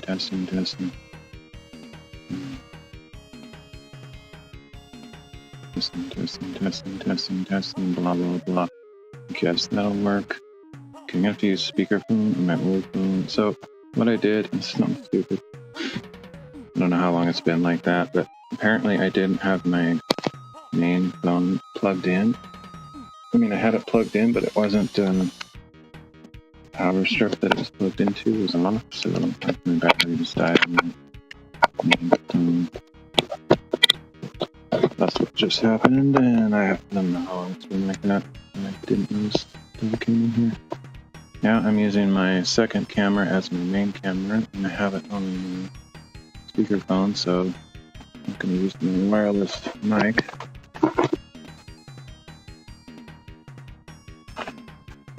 We might get some really bad audio on the second. But it's the only thing I can do to keep going.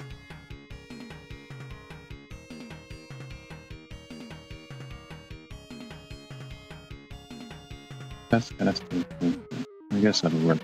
I don't know.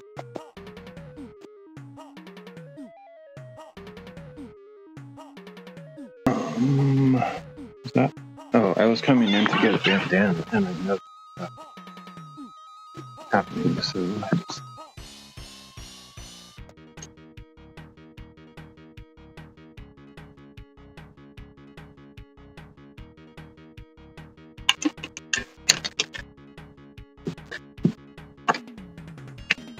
So, camera number 2, not necessarily as good a quality, but it's, I could just end stream.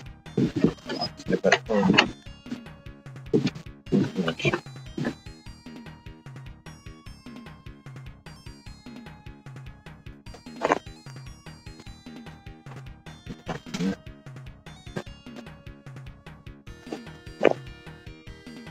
Oh, fun time.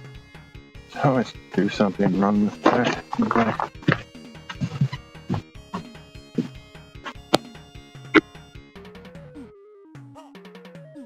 Always do something wrong.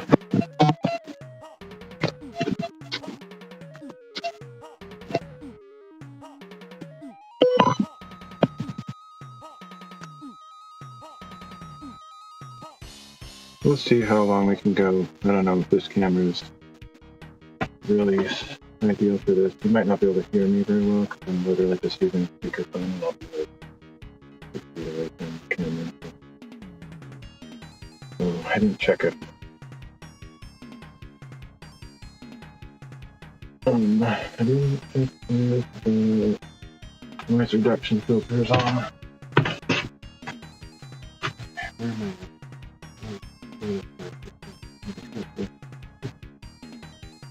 Get the square, mark that one.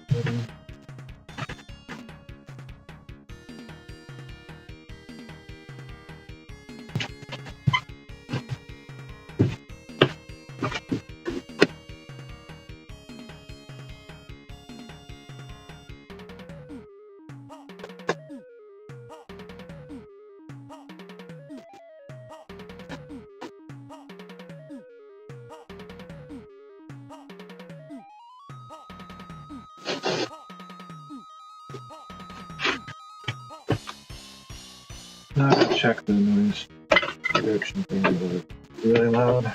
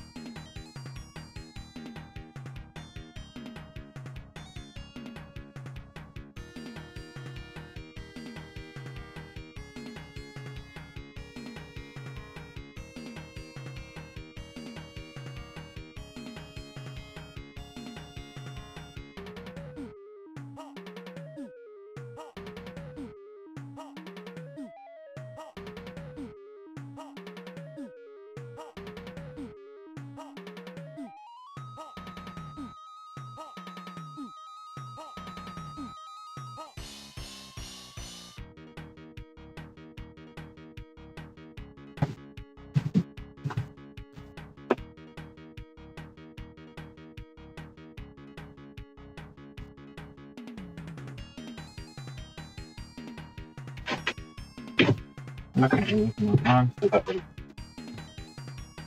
Okay.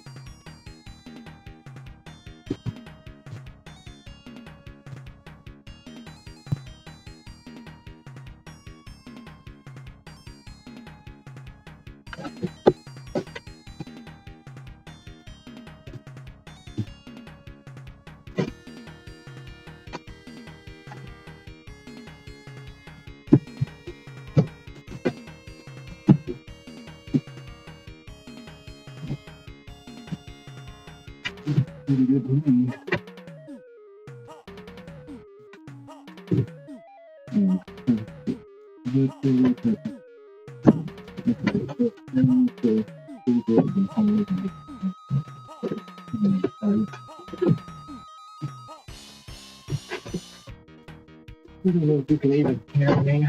Not that there's anybody watching, but I don't have my wireless mic on anymore because this old phone is currently not compatible with it. It doesn't seem to work. I don't really know why. But anyway,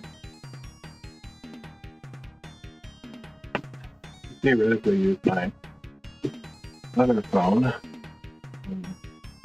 I'm using the chat, but we can try that. It works really. I just try to talk a little bit louder. I have a 20 decibel gain on speakerphone, so hopefully you can hear me.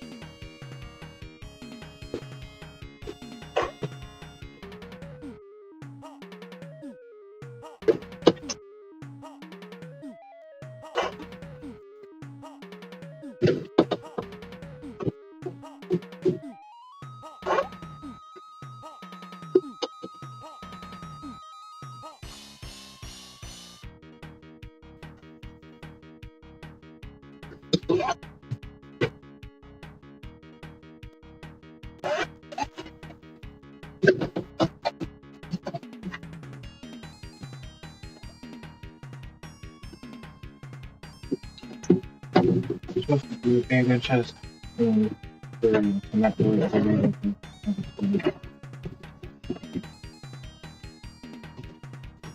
Party back and forth that night, so. And printed guys for everything.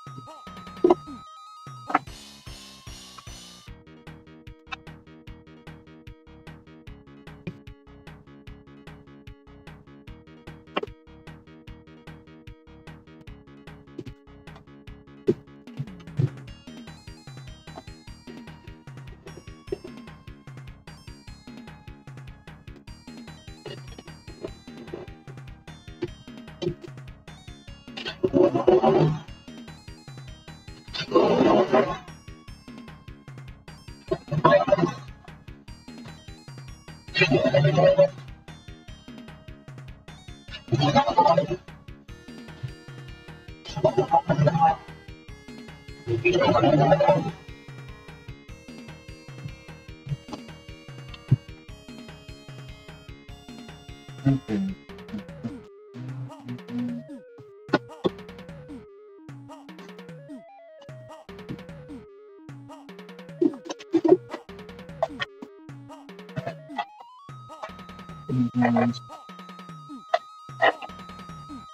Take a look in there.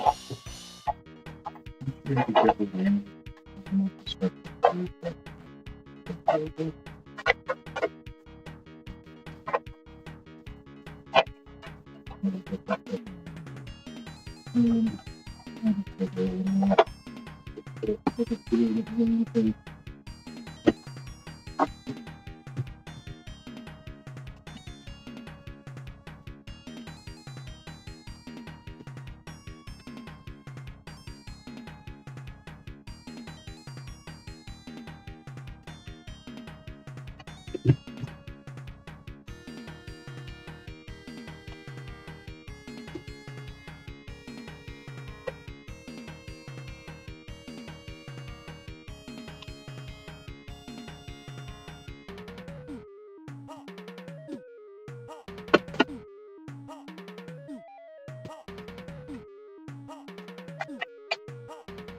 That's what try to make it level, see if we don't take it out. And not the shop itself, it's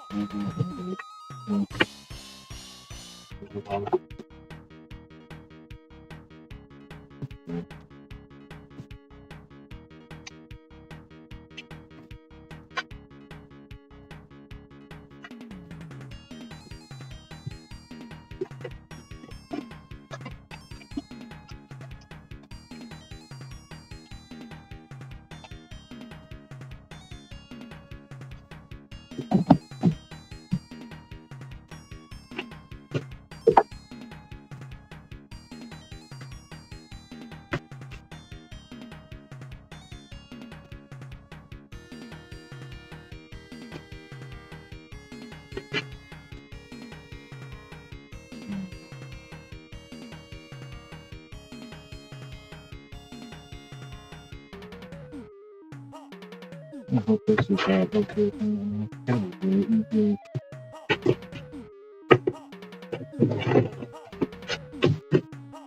Hold this up on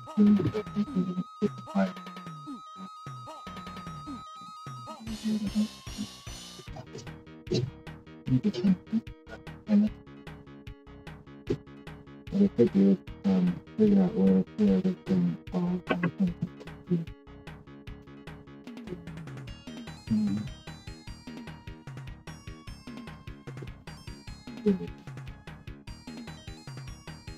Just see what it's like when I'm doing this thing. Not doing that.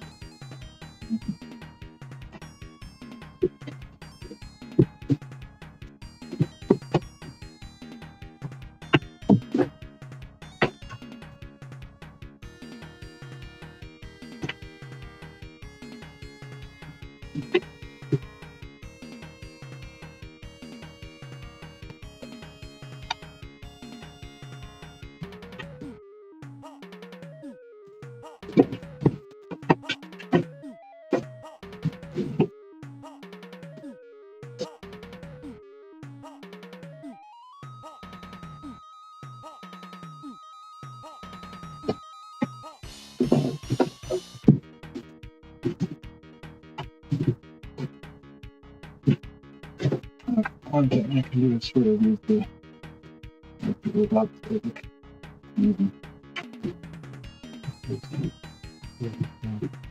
One problem here. Just using that regret doing because I haven't put the wood in this area of the wall in. I'm not sure how easy it's going to be a bit. I think it'll be okay.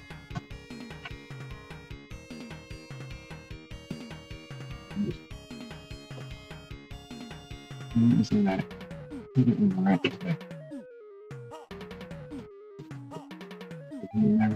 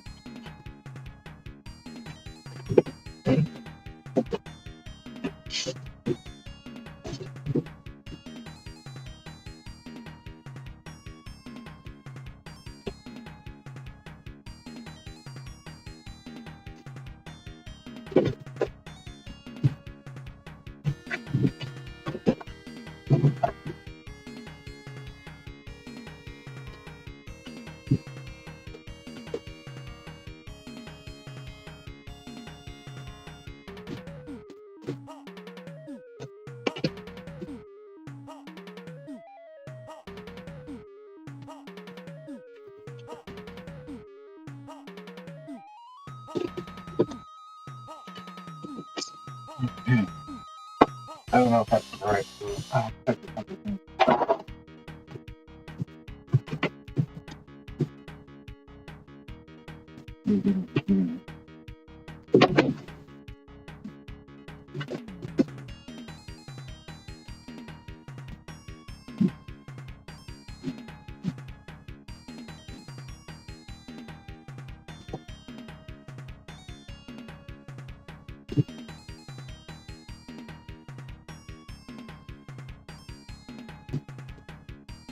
I'm out of clue. Yep.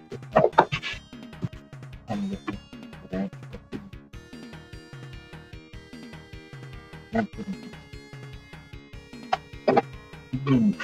Just a tiny bit.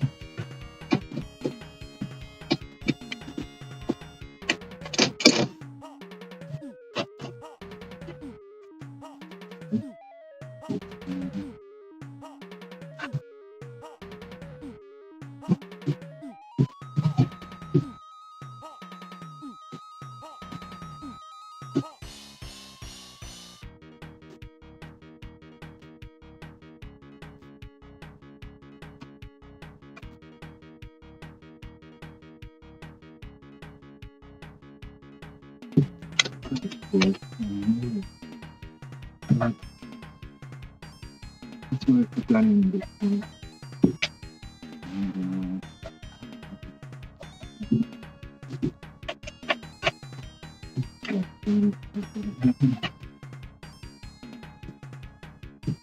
This is insanely difficult to do with one person though. Do you have any of that? I'm not saying it's impossible.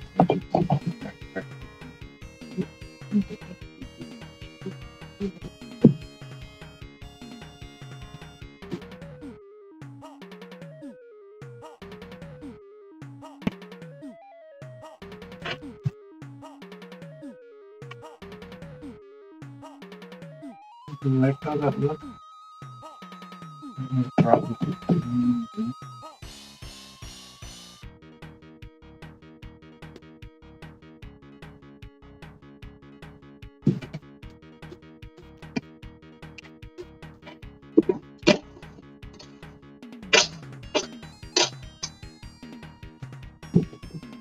It's ironic that they tell you have to use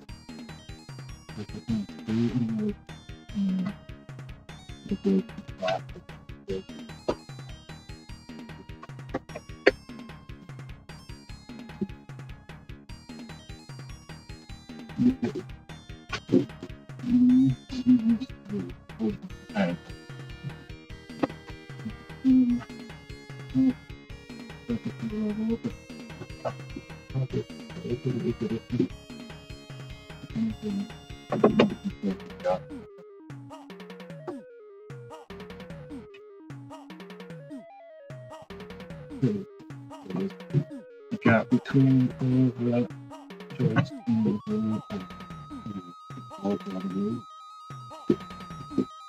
all of that.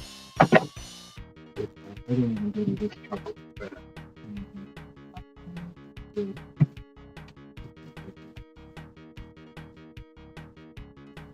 Kind of all arbitrary. The building isn't straight to begin with.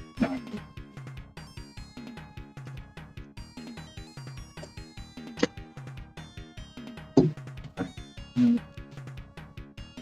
Like,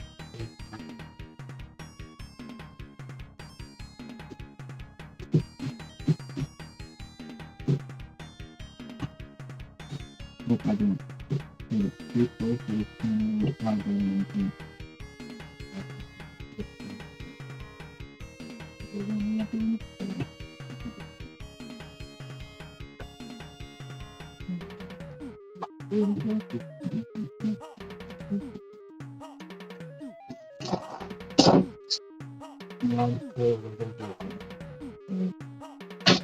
Sheer luck that was.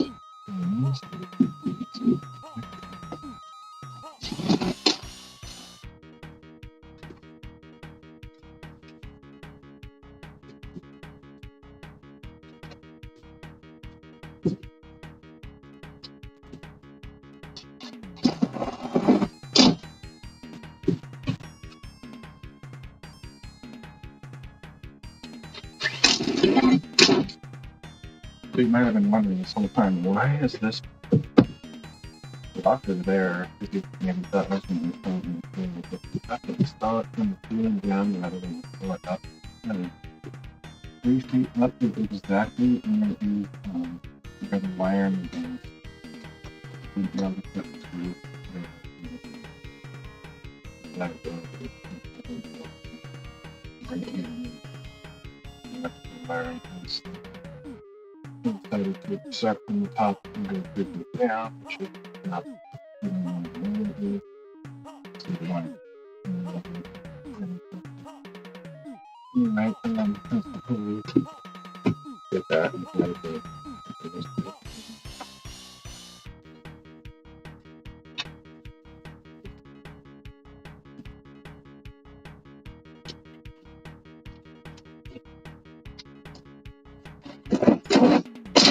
But if you can help it, it's a lot easier to install the bone and it goes and step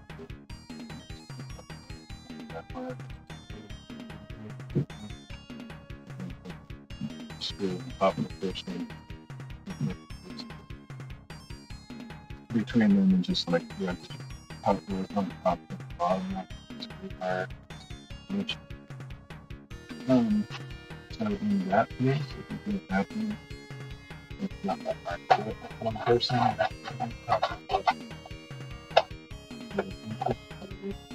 this one here because it had a weird circumstance. The electrical wire in this position.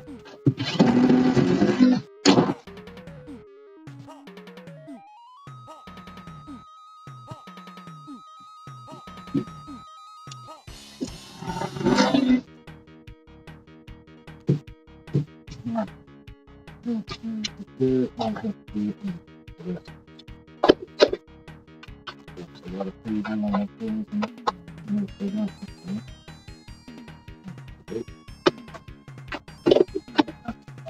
So bad. Let's see if we do something.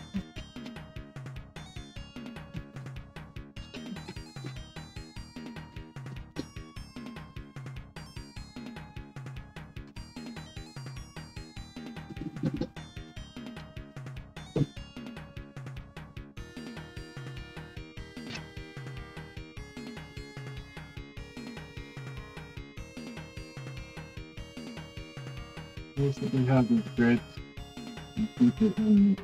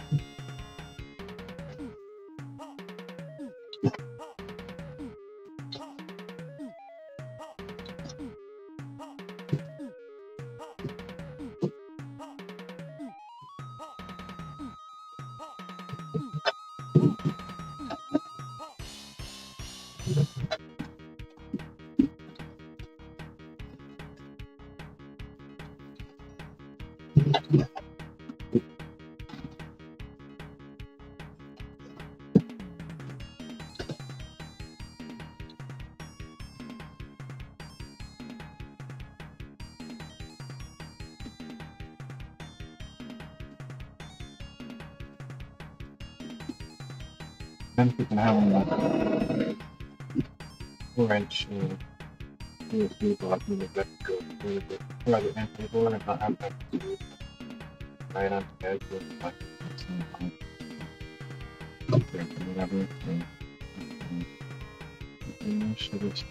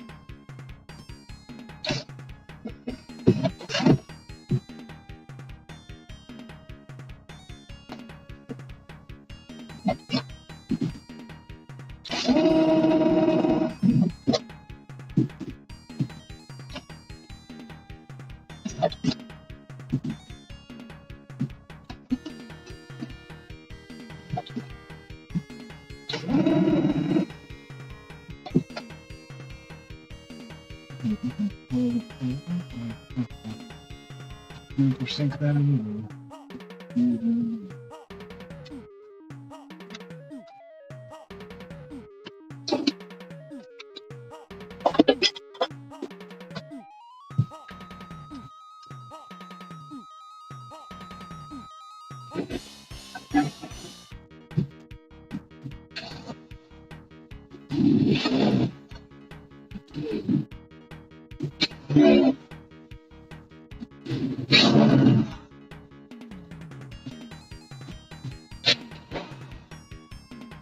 As far as instructive purposes go, you don't need to countersync these or even pre-build technically type this down. Most likely to crash this network.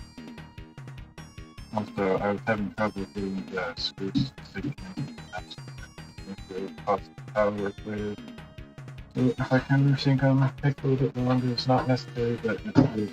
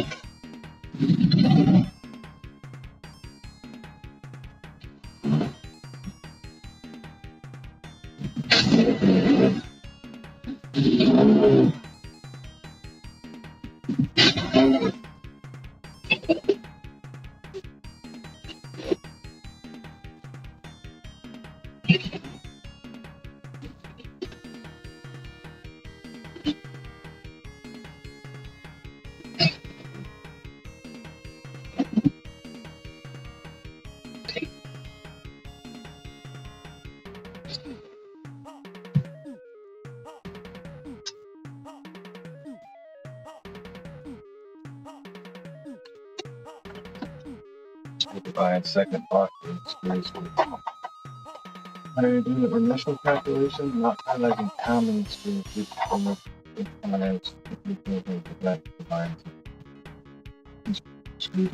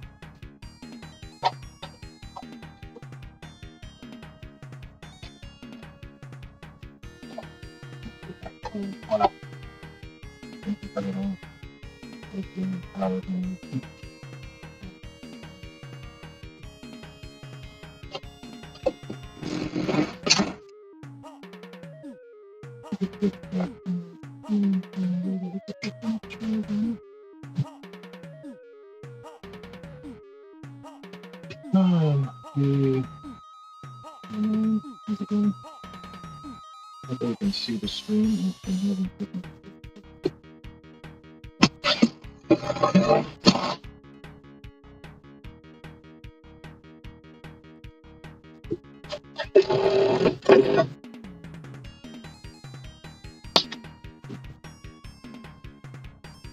Also using my speakerphone, which normally have a wireless mic, so you can hear me a lot better than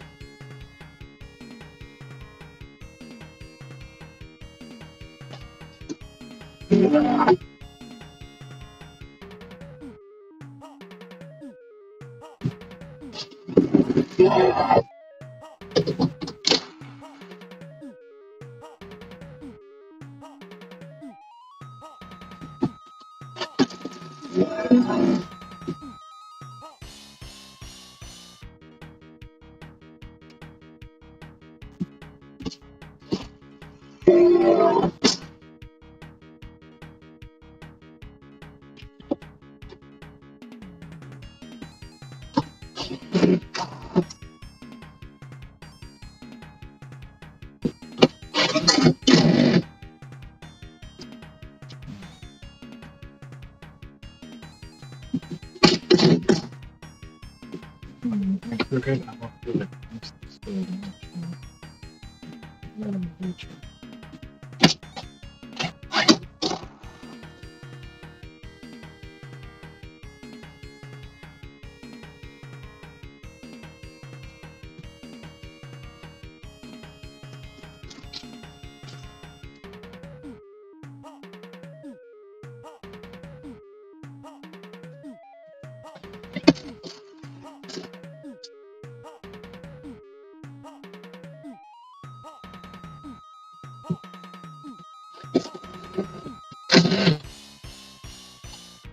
okay. Perfect.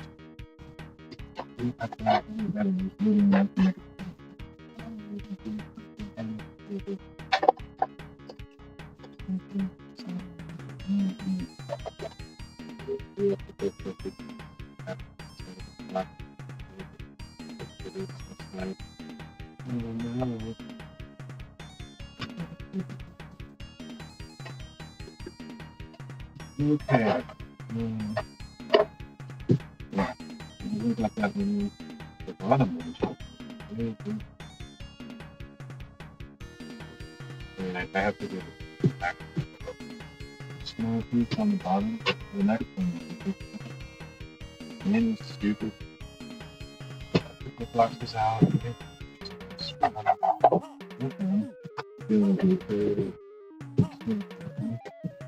I'm not putting away my fuel coat and chop songs that are outside.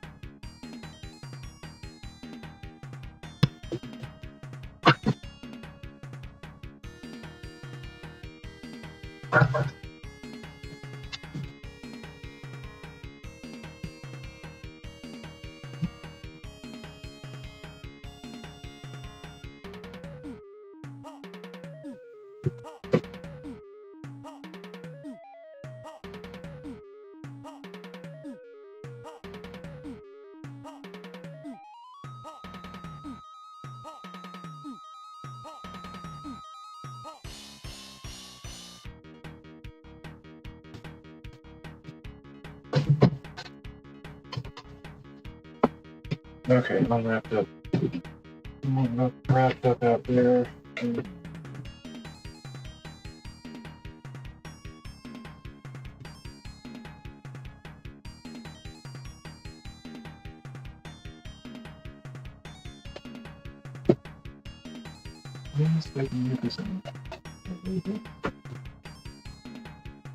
Okay.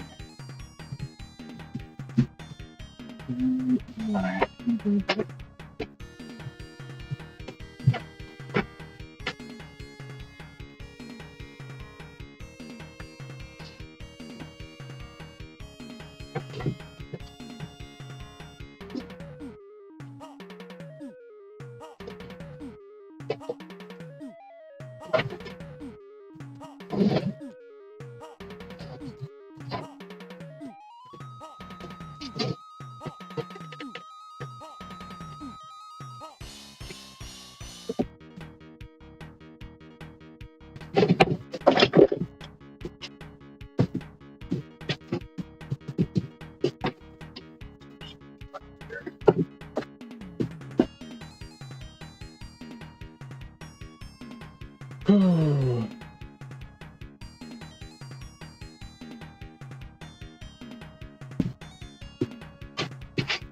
Really challenging because of resting on the floor. I have to hold it up.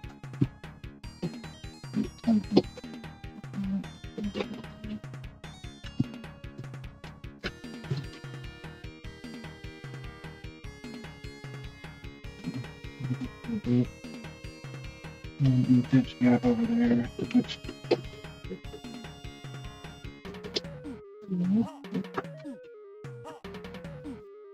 that.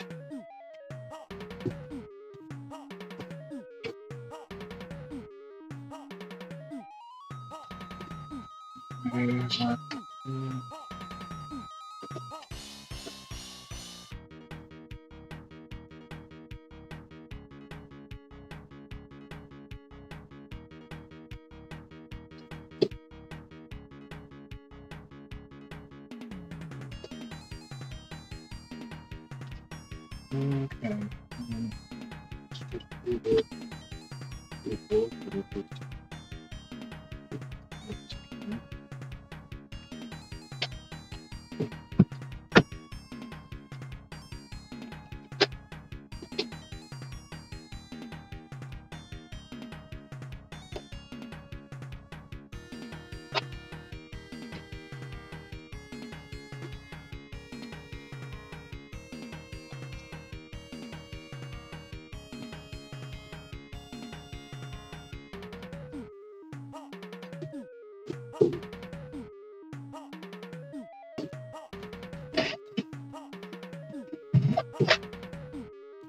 And what I was talking about,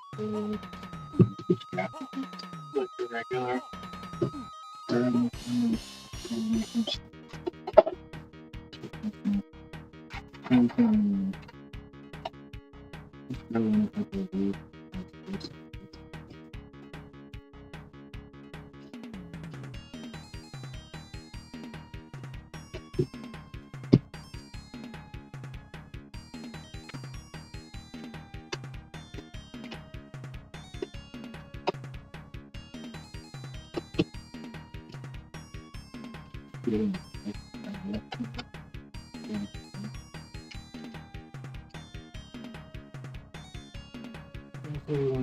This one.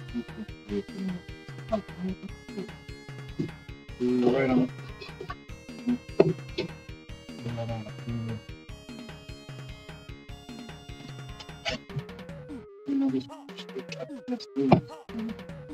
Nice.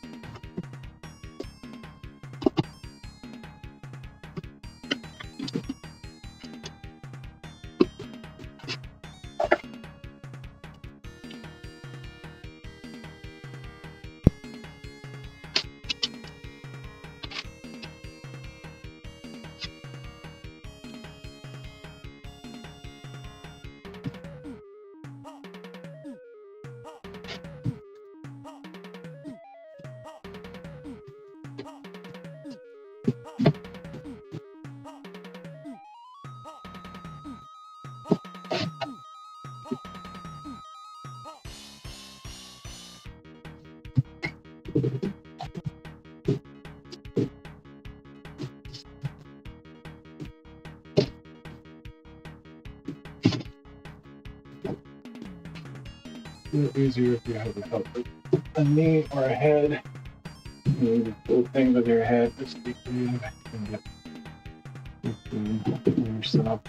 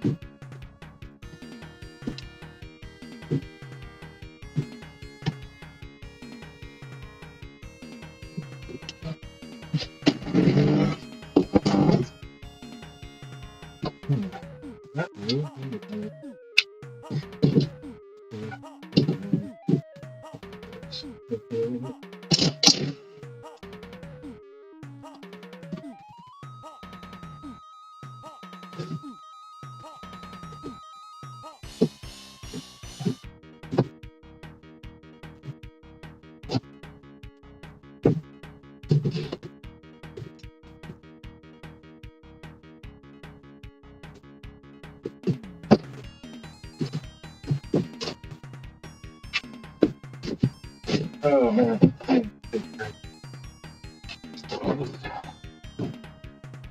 Exerting too much. Ooh. You don't have to leverage. Okay. Get me down there and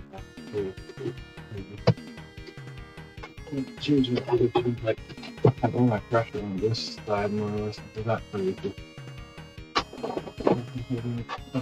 Kind of in the middle.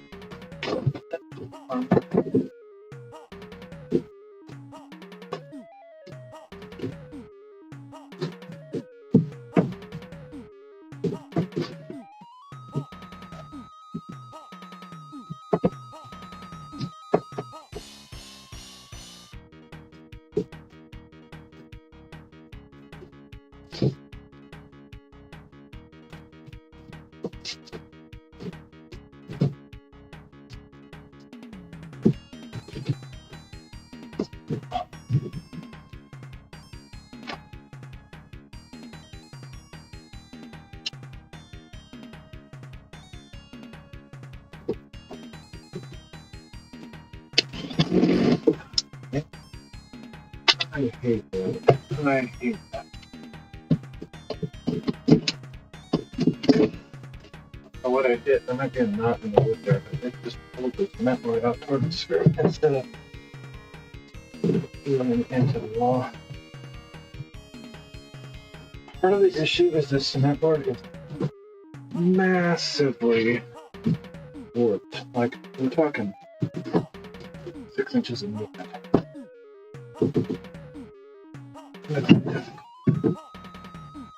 I don't know why that happened, to be honest. I think there's a knot in the board that looks crazy crap. Hard. Oh Oh, it's harder than the top one. I don't know why. Shit. But yeah, this is difficult. Massively difficult. If I do, I could show up with this blade of power. Maybe with many applause and incredibly difficult. I didn't think it would be. Can we lose? I'm gonna try to get the lead.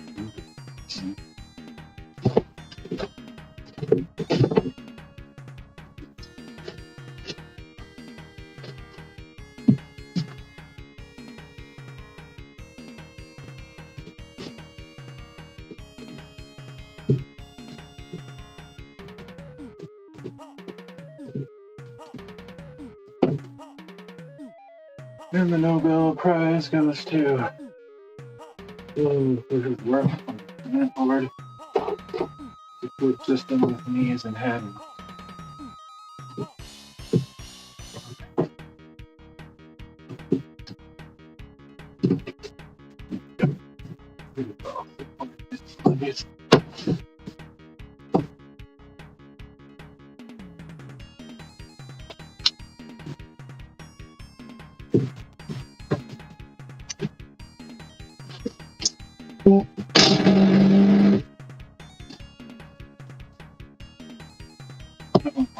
Massively crooked. I don't know why that happened.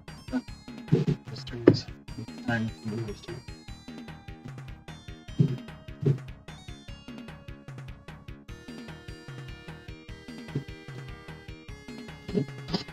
Again. Didn't want to crooked. Weird.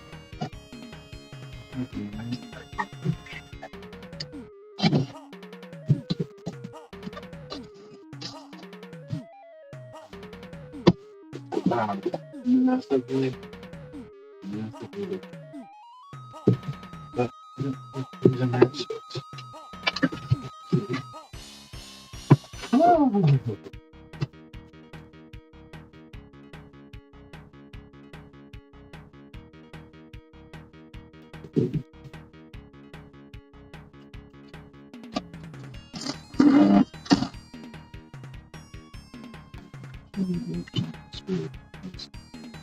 Doing so much trying to people to put it in kind of school.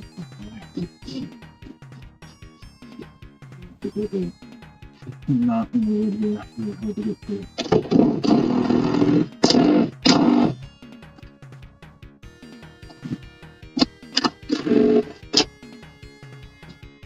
Okay, well that looks fun.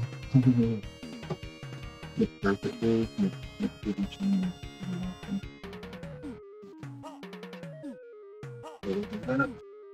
Got perfect. Got on the side. Perfect. Line with the little. Perfect. That was interesting.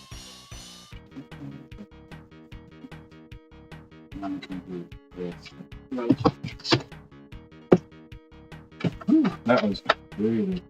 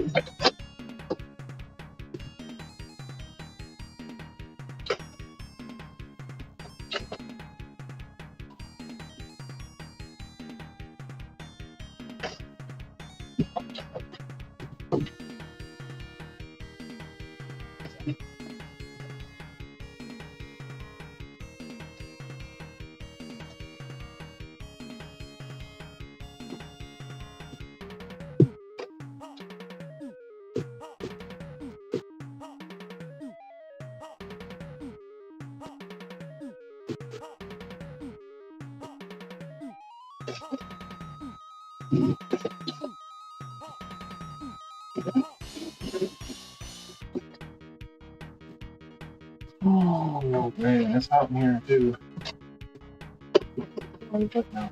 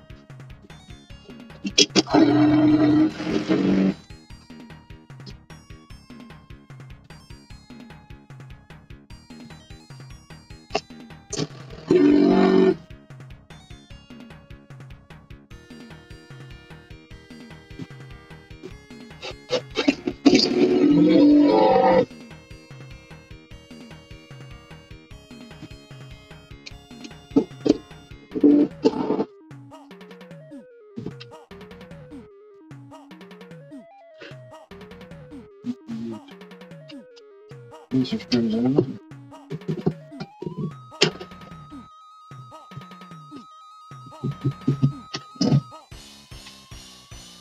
Ooh.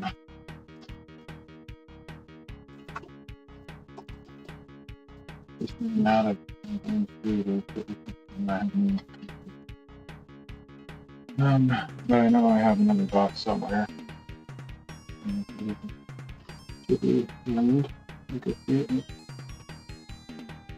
Okay. This might be all I do today with this benefit on board. I could do the bottom strip and then work to go on the bottom. No, I'm just kind of. It's a bigger struggle getting the green and white.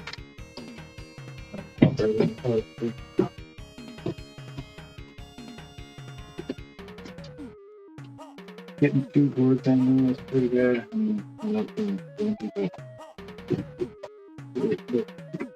but big project. If I got up early, I could do a lot more. Just get the majority of it done in one week. I don't really have that kind of energy these days. Okay.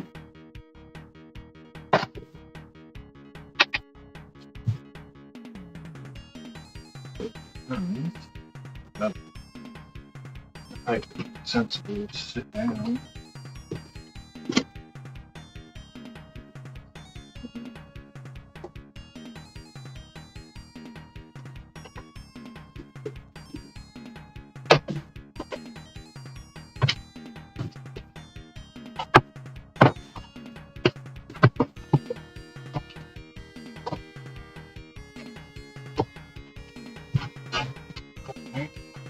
Alright, this way.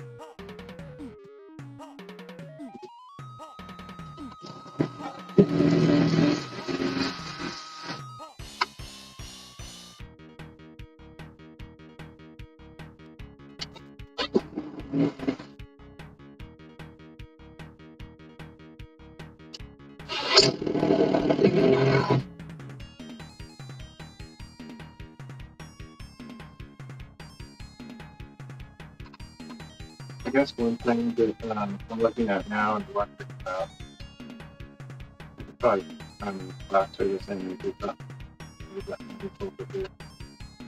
tiny spot under the roll plate that I don't know if they could have used the cement with that and not coming up.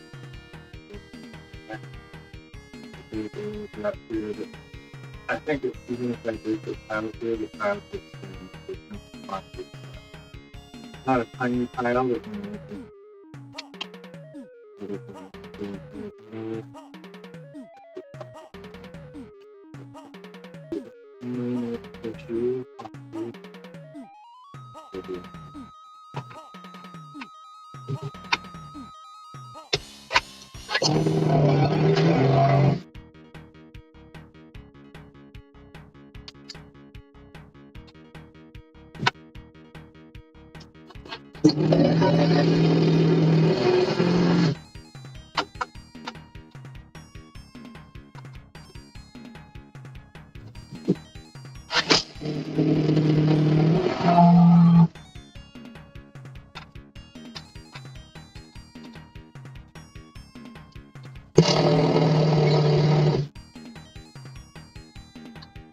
Battery running out. Yeah. I could maybe do this with my phone, but it's a bit on the screen there.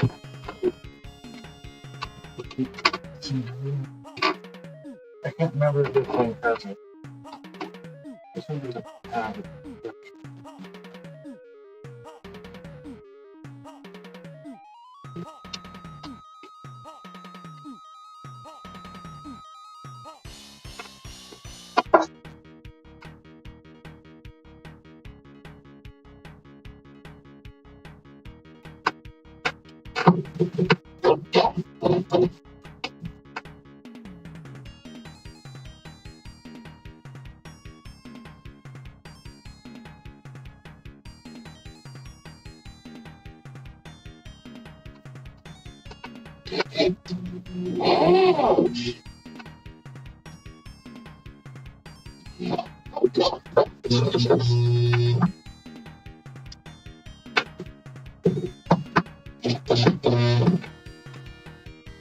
Exactly, they can't be better for this kind of application, but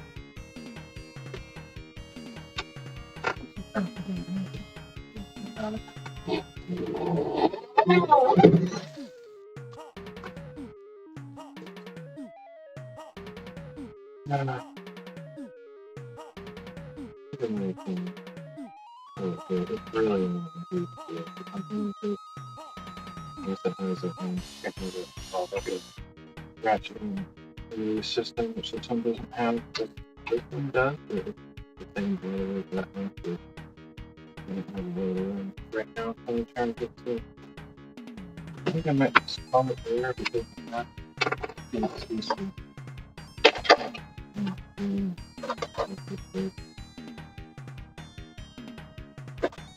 I check charge on the battery. I was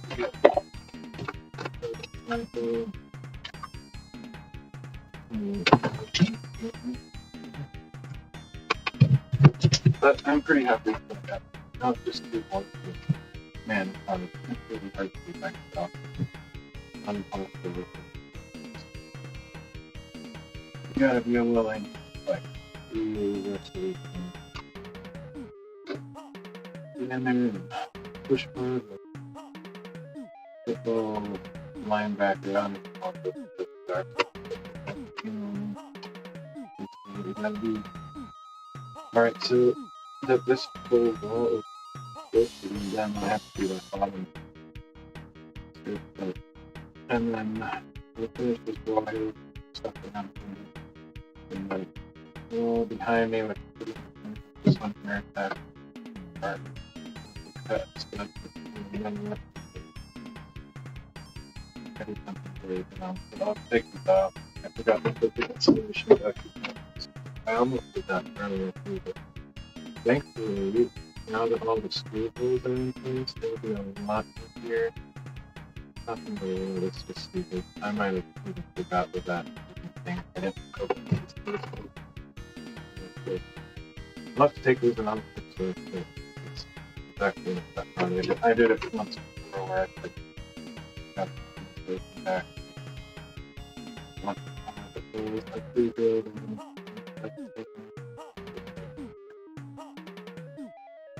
I'll probably do that off screen.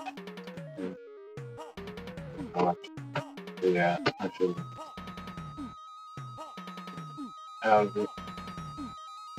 Easy mistake to make though.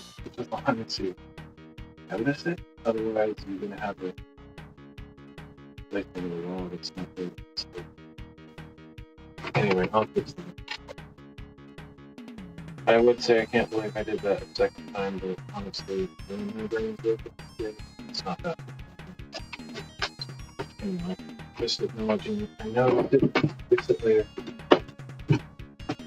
think I'm done for today. Just kind of doing. Let's do all next time. Working on whatever.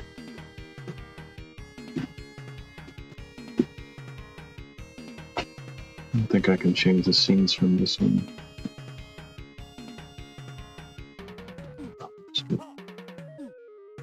It's probably not straight this whole time. I don't know.